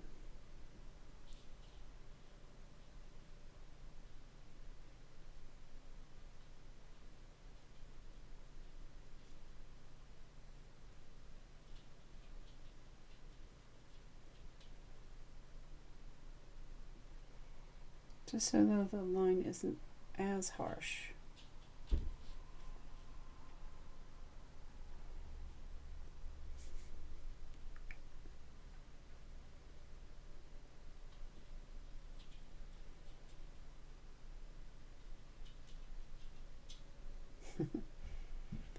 My dog is a little upset that the door is closed because I'm recording. So she's laying literally right on the other side of it. So when I open it, I'm going to trip on her. Because she's fun. I'm going to add a little bit of color also to just help soften that edge. Why am I doing this? I'm not really sure. Just kind of feels right. Guess we'll see what it looks like when we're done.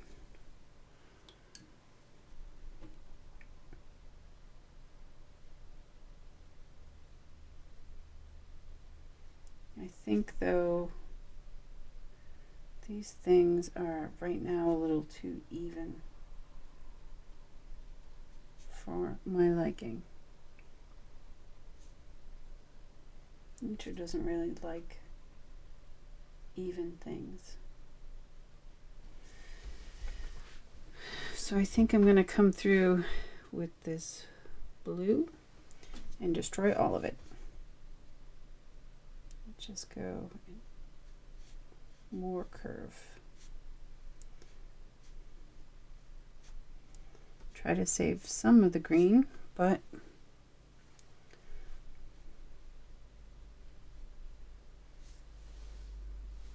give more curve with the blue. It's going to overtake everything anyway, so, and then it can be thicker as it's up here because it's closer.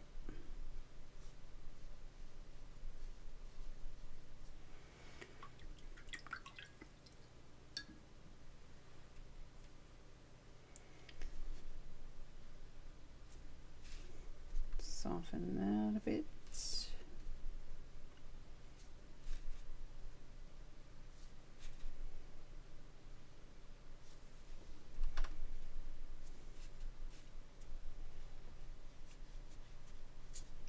I'm not going to pay too much attention to this here, but I am starting to get some movement, but I also want just a little bit of blue here. I need to know where my water is. I'm going to do a lot of it with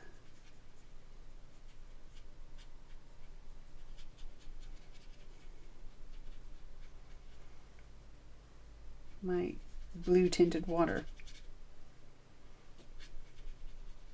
I think I'll use this this dry line here as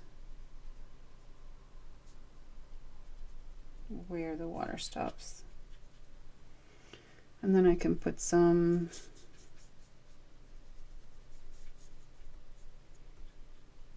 light waves here as well.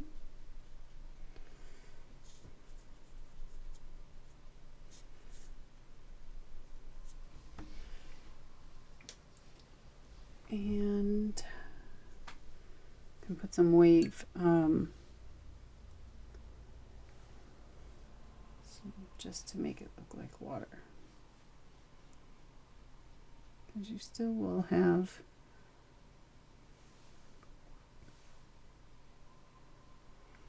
this water is going in, but this water back here.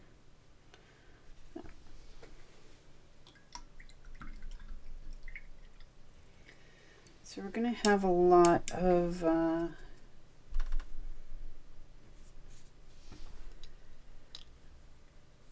what is that stuff? I can't word anymore. I can't English anymore. On the top of a wave, it's going to have that white foamy like piece, right?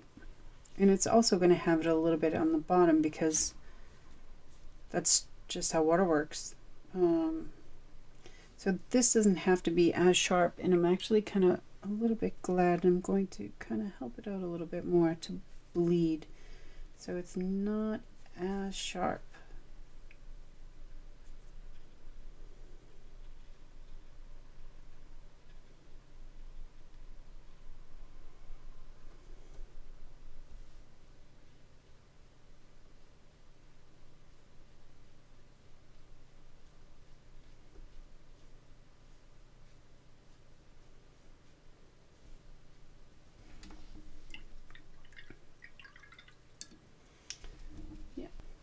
But I do want to go back and just make some areas here inside that are lighter. I don't want it to be all dark.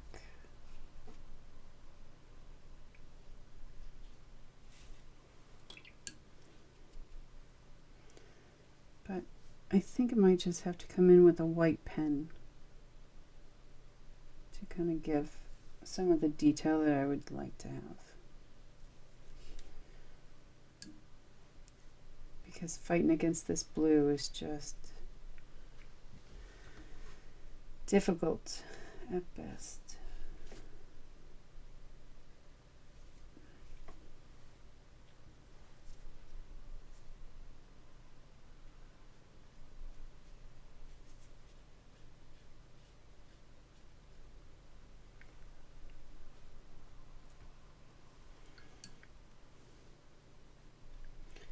Did like how that lightened up actually, so I'm gonna add some more.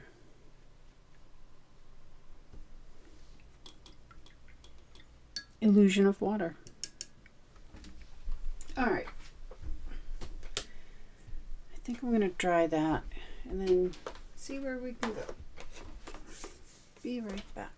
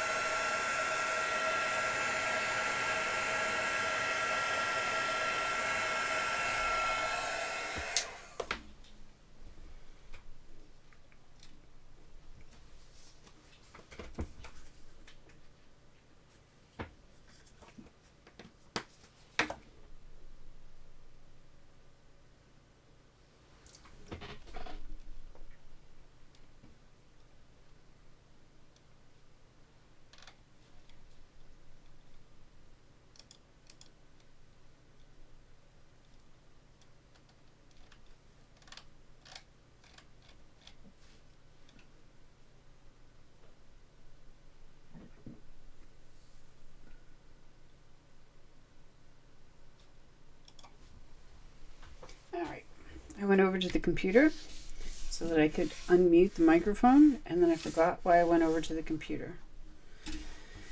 So it took me a moment to actually remember what the hell I was doing. All right. I'm going to give that a little bit of a break. I'm going to make a little bit of a darker version.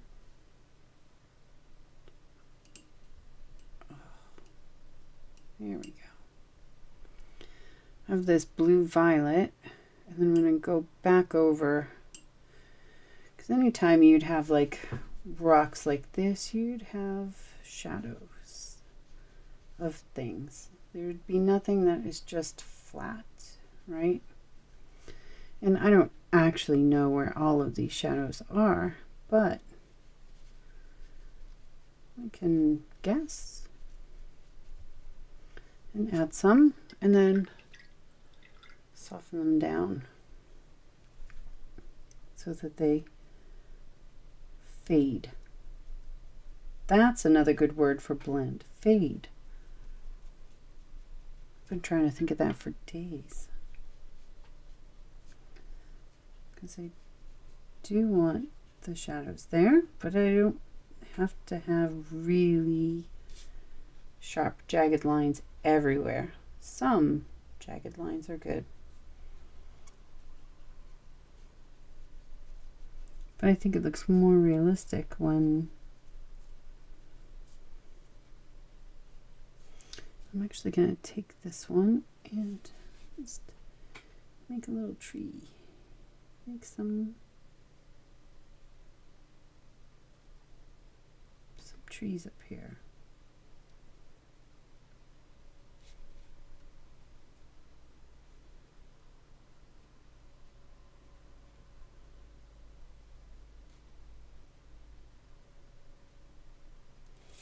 To show that it's really, really far away. Little errant tree here.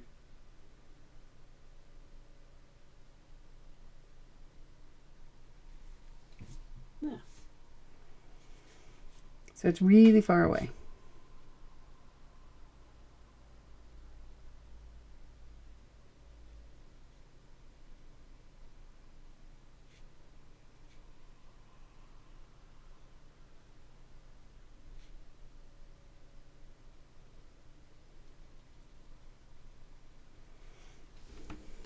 Like that. Give a little bit of detail, and I really like how that is drying. That just looks so natural. Some natural variation there. Can I focus though? There. That looks really good. I'm happy with that. So now to tackle this thing again. I'm gonna go in, no, that's too, is it too much? Yeah, it's too much. I'm gonna go in with a really light mix of this blue and just add in some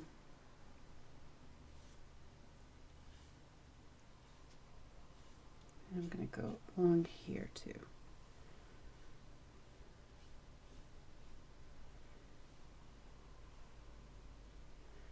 Just to add some movement.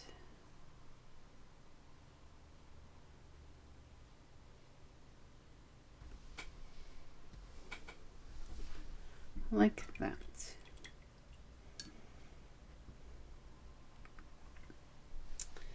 And what I think I'm going to do with this, I'm definitely going to go with white pen to bring in some I can't remember the word of that, the white foam that shows up at the top of a wave. And I'm going to bring some down in here too, where the water is coming up. Or maybe it's pulling back. So let me just work on this sand a little bit. I'm just going to add some darker sections, not that dark. Darker sections. And blend those out too with some blue tinted water, because that's all I have. Kidding. Just because sand is never just one color, so you would never paint it just one color. But you would have mounds of it, right? That would have different color variations.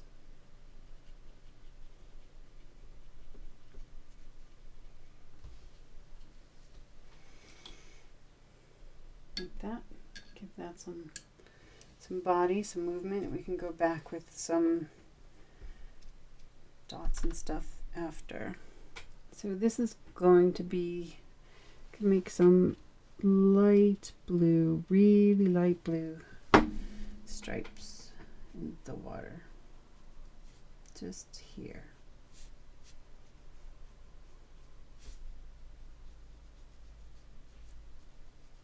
To show movement, either coming in or going back.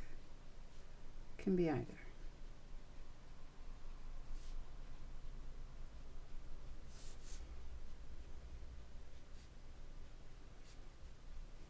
Really light, different sizes. Can come up further, some places.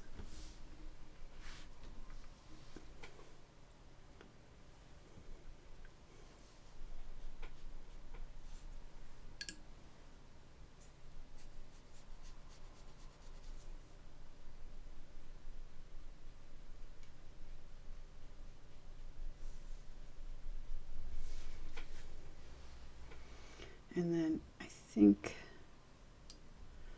even lighter.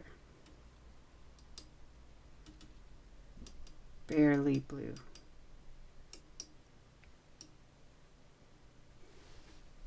Turn this around so you can see. Barely blue.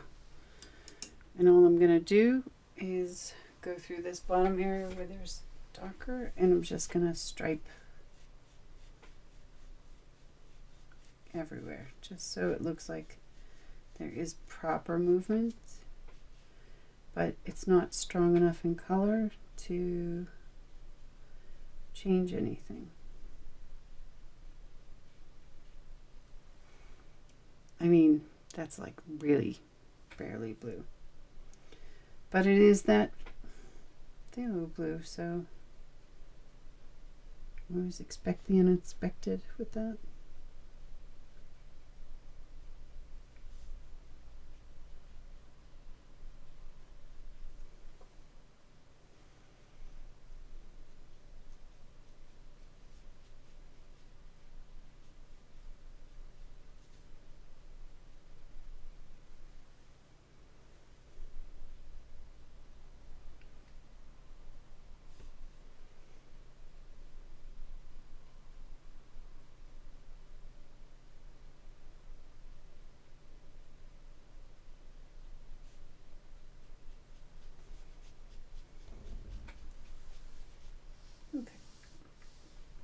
So there's just a little bit of movement there, and then I'll go in again. This blue is going to be so dangerous. With a lighter mix of it, and go back, go over some of the other ones that I did, and just add movement into the water.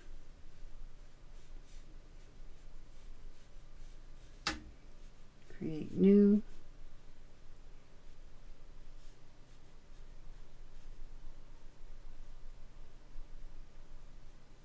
Add some stripes there in that color. So that looks more like water. And now this, I'm going to take this blue and kind of go in on the places that I'm not really too thrilled. I'm going to create more stronger circles, but it's not going to be enough to change what's already there. It's just going to, well, we're going to see what it's going to do.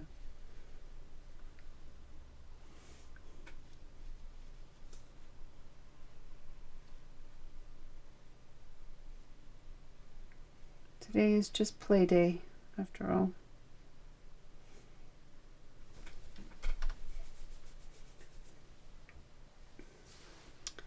I actually think I'm going to regret this, but I'm going to go in not with a really, not a full strength like color, but I think I should dry it first. That's what I think.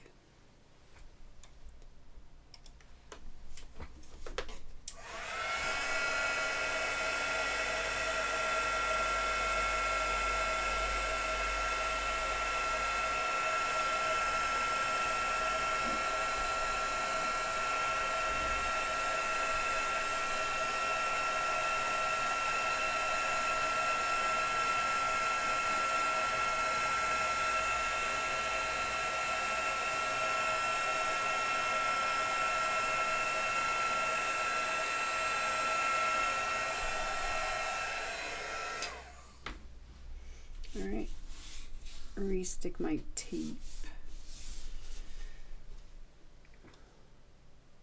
Okay. So now taking a stronger value of the blue, adding some more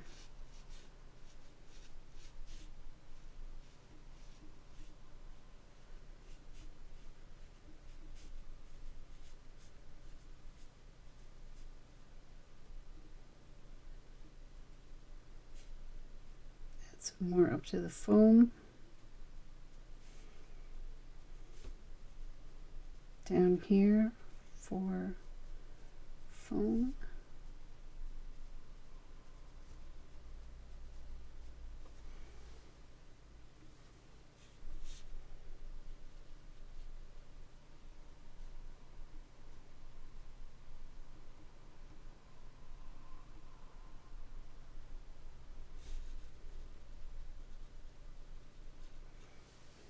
Just little dots and not very strong ones, just to show that there's something else going there.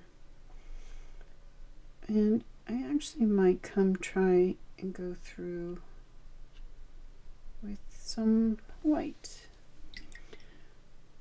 because this is one of those places where I think it actually might be beneficial for it to be a little muddy and lighter.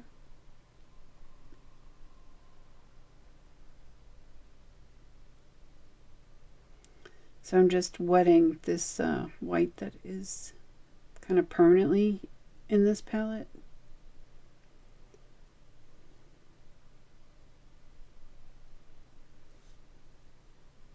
Yeah.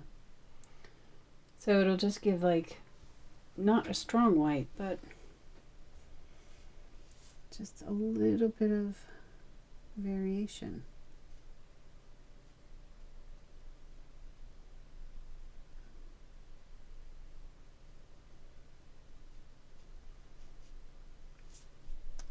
I'm going to do all of this first because this part, I'm going to see how it dries.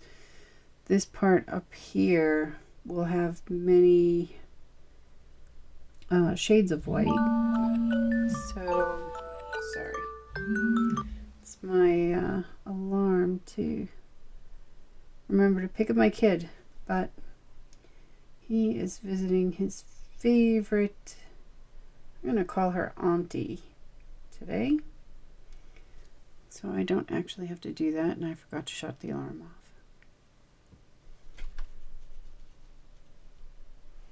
So I'm just adding dots, just random. random shapes and different sizes. Fade it out, make it stronger here because you're closer. I didn't mean to make that sound like a question, but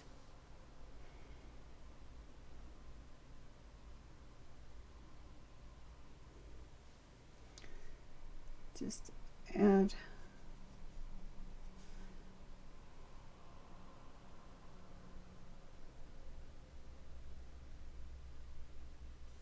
so this is really fading out.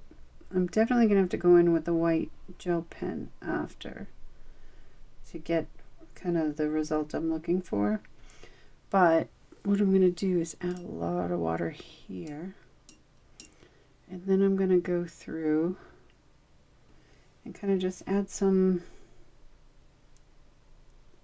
distinction here so it looks more like it's in motion.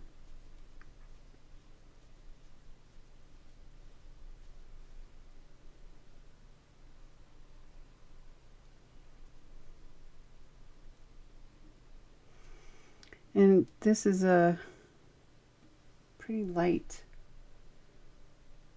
mix of white, so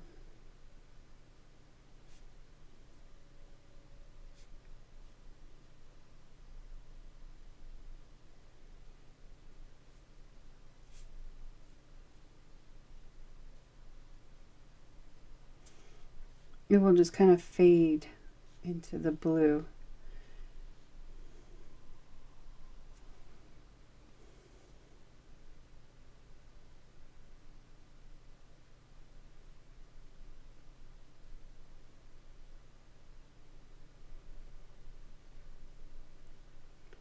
Just mute it a bit.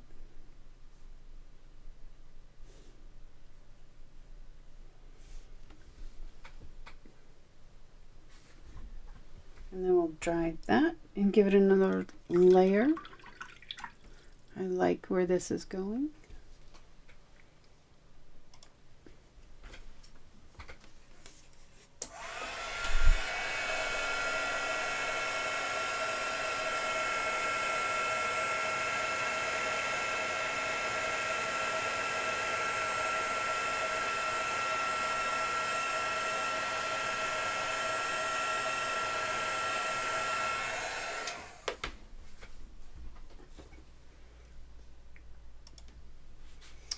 Just realized I'm going to take this lighter like mix, the one that has a little white with more water. I'm going to come up here too. Down here. I'm just going to add, these are going to, remember, like just kind of fade in. So these will also have multiple shades of white, just to make it look like foam at the tip,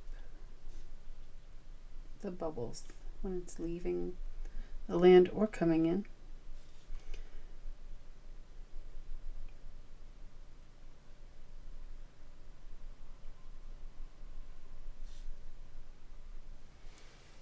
Just like that.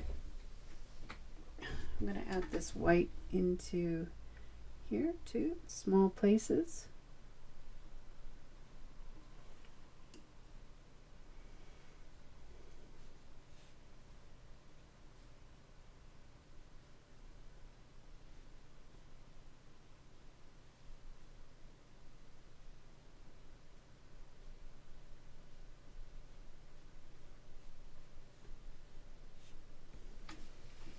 Like that.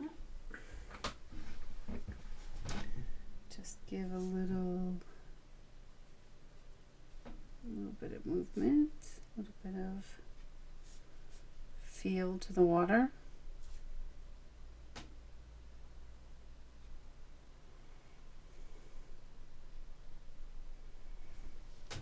And hopefully it doesn't start to look like there's a tsunami coming in or something, because that's not what I'm going for.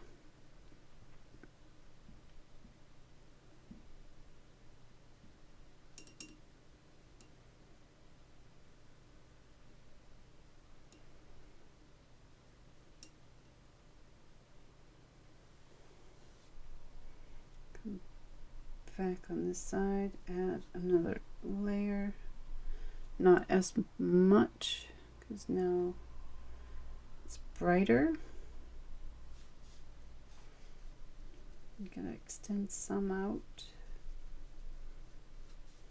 just add some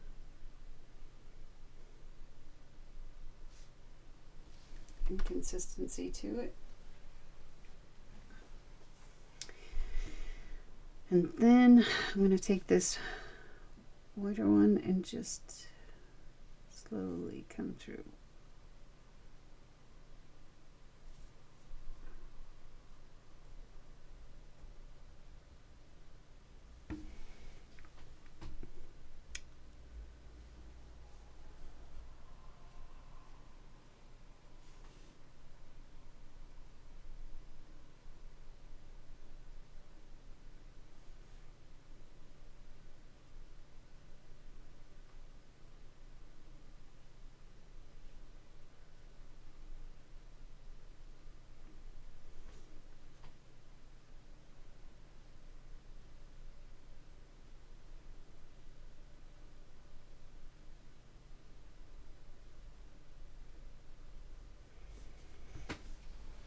Those won't look as bright when they dry.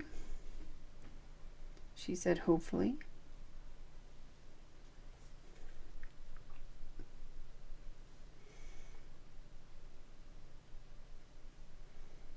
Add some more up here, especially against this darker background so you can see.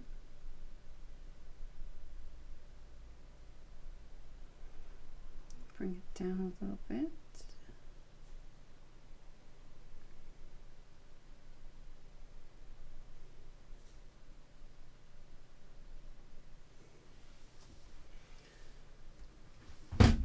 Okay.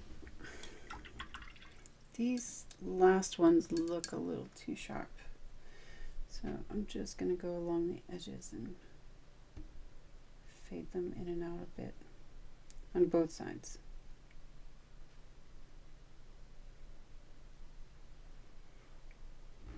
So it kind of blends in more.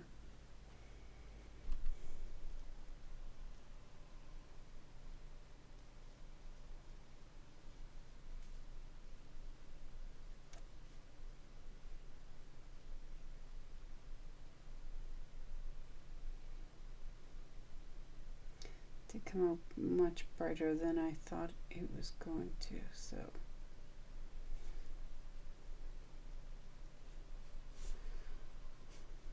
Some of them aren't too bad, but some more like that.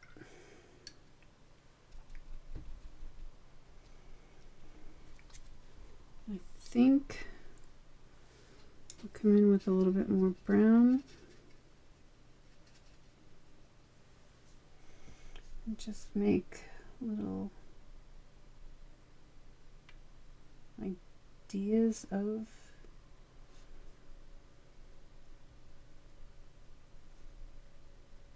texture.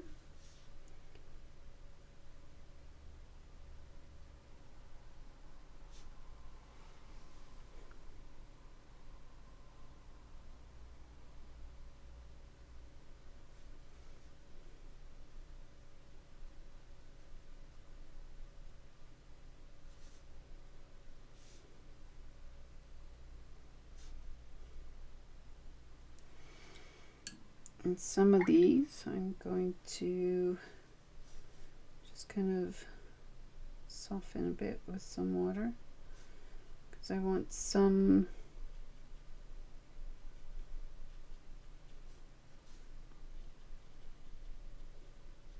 variation, because nothing in nature is just always the same. So that looks, I'm not going for realism really. Should probably learn what all those terms are also. I'm just playing. Alright, so I really like how that mountain has come out. I really like the trees on it. I do love the colors of this. It still feels a little unfinished to me, but I think the white gel pen will probably do more for me there. I like that the water has movement in different shades.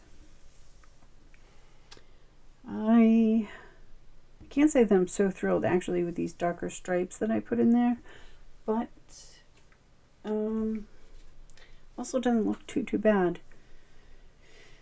I think I actually want to take some of the green, darker green, and go in here. Maybe not as dark as I was using before. Just add some really light kind of accents and shadows. Nothing too crazy, just some movement.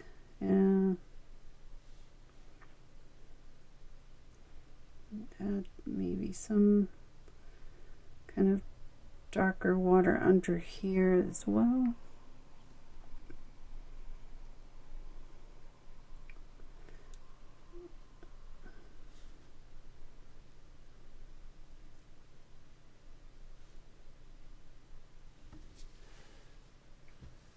Just a little, as she puts more in. There. I'm going to try that and see where we are.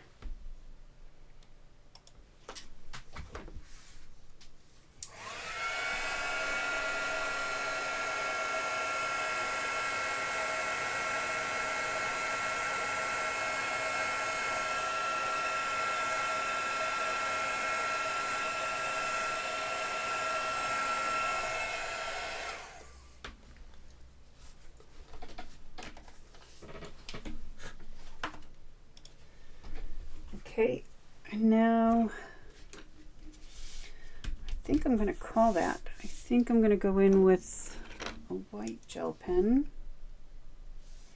And I think I'm going to make some really bright white pieces up here.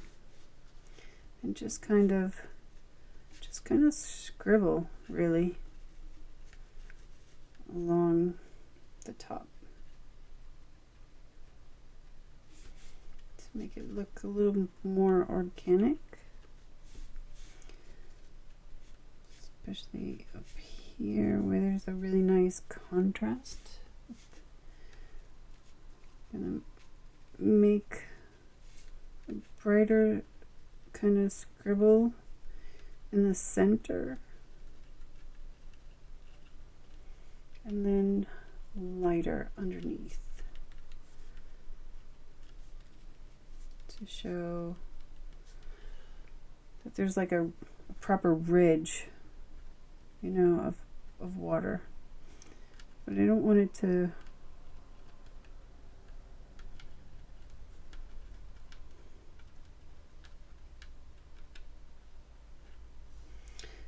look organic and messy, but still give the idea that there's a proper ridge of water.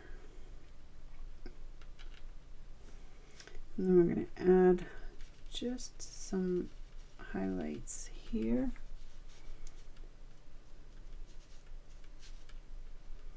These are little just scribbles, dots.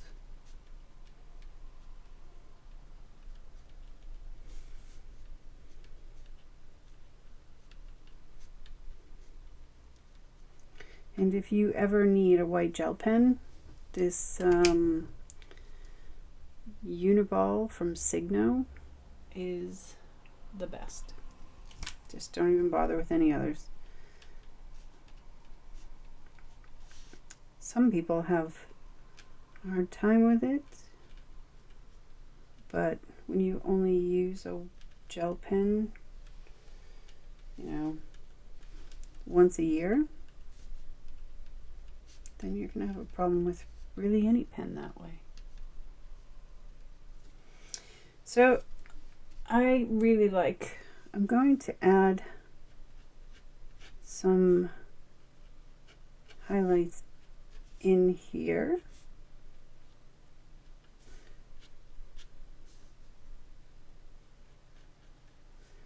Some of them I'm going to kind of use my finger to kind of smudge out, because I just want some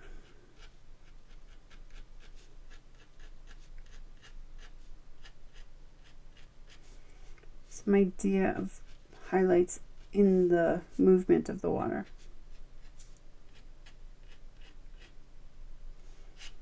But I don't want to overtake it. So now over here I'm going to scribble a little bit more, but I'm also going to have a lot more dots for like proper bubbles.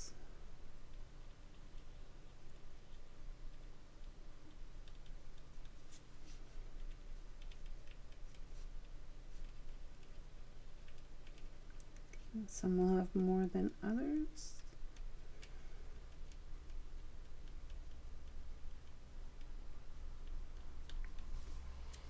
Just to add, again, some movement.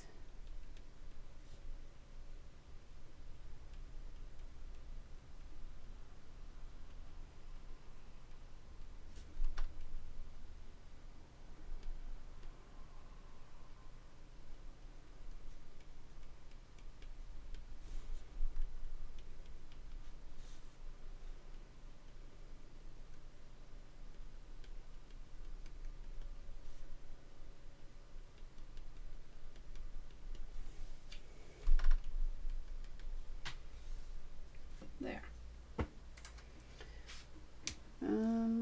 The only other thing I thought to do was I haven't done the sky like on either of these, so I was going to add some white.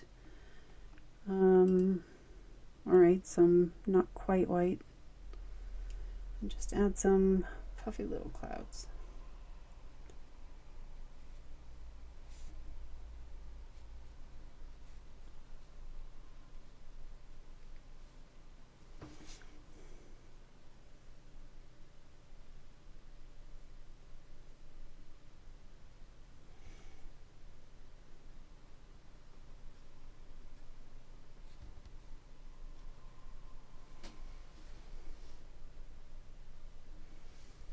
Like that.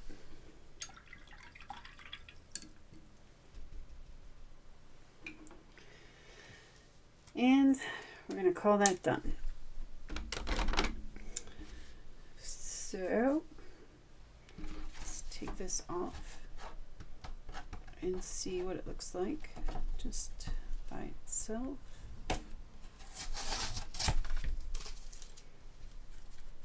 In case you're wondering, this is just plain old painter's tape.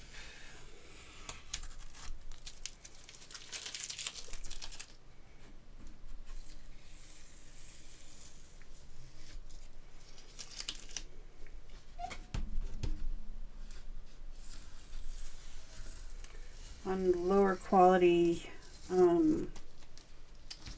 watercolor paper, it can tear because it's not as sturdy, not as well made. But this stuff is really, this is like super low tack too, so it's still sticky but not in a bad way. Yeah, I'm so glad I did that. So it bled out here and here, but that would be easily corrected with just a little bit of water or white pen, something like that. But this is what we accomplished today. We've got these two scenes and we've got these two scenes.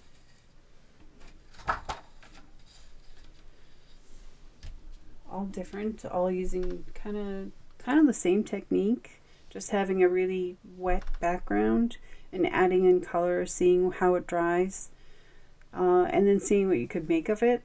So this is actually a pretty successful play. And then we did some work with leaves, adding white into dark and then having dark into light like it's normally done, and then just changing up some of the colors, just random playing.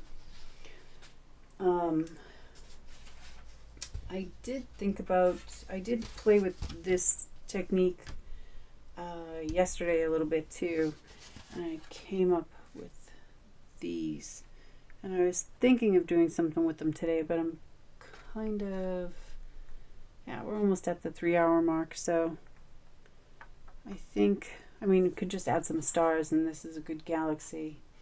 Clean up the edges, etc. This one is actually very similar to this one, but actually I like that one better. I don't know. We can save them for later also, and maybe I'll do this one, but we can save that one for later and make it into something. So all in all, not too bad a day.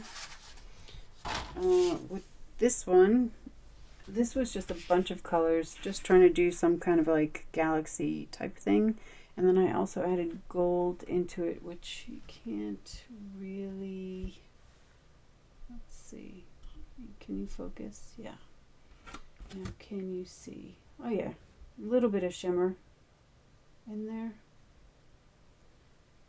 There's gold in different places. So adds a little bit of a shimmer to it. And what I was thinking with this one was just to add some stars. I like how there's a bunch of color and it's really messy and mottled. I would like to clean up the edge, which I could just do with a pen.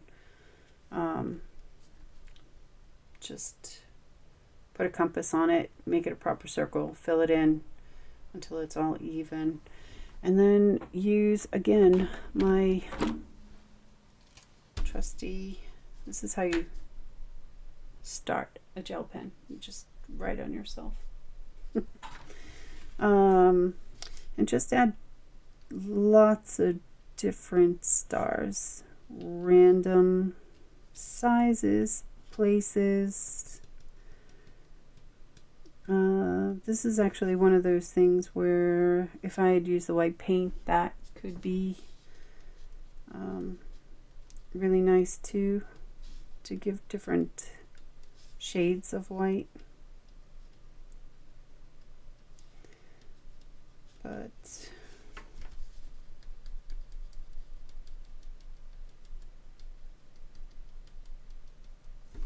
maybe I could make like little shapes. Add a big one, just a lot of little stars.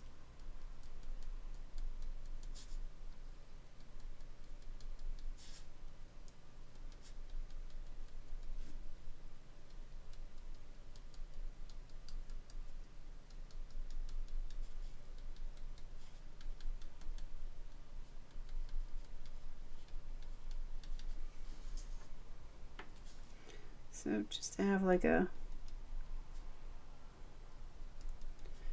proper galaxy, because what galaxy doesn't have stars?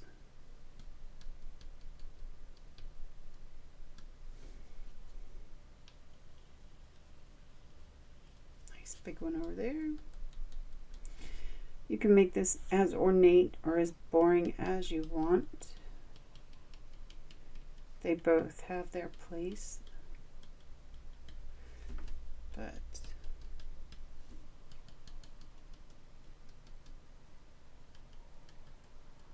I'm just like barely skipping and tapping because I want to get some really nice small dots in there.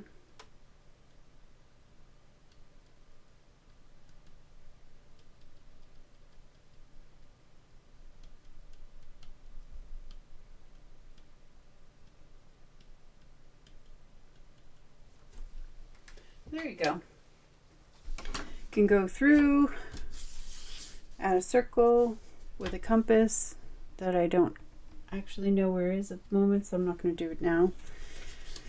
This could be like a nice card front for a guy, because guys are so hard to buy cards for. This one, actually both of these could be nice fronts too. Clean up the edges. Yeah, that'd be really nice. So this was today's accomplishments. Not really this one, but we'll just keep it on the side there. Just playing with the technique that I found on Instagram or Reels or something, of a guy using a very wet piece of watercolor paper with some ink. And then I took that as inspiration, and this is what we have. So if you can do something, do something. It's always better to be creative than not. Life's too short. And I'm not going any deeper than that. So I will be back streaming, I believe, on Tuesday. I'm getting closer to having like a proper schedule, but I'm not that close yet. So have a great day, have a great weekend, and we'll see you next week. Thanks. Bye.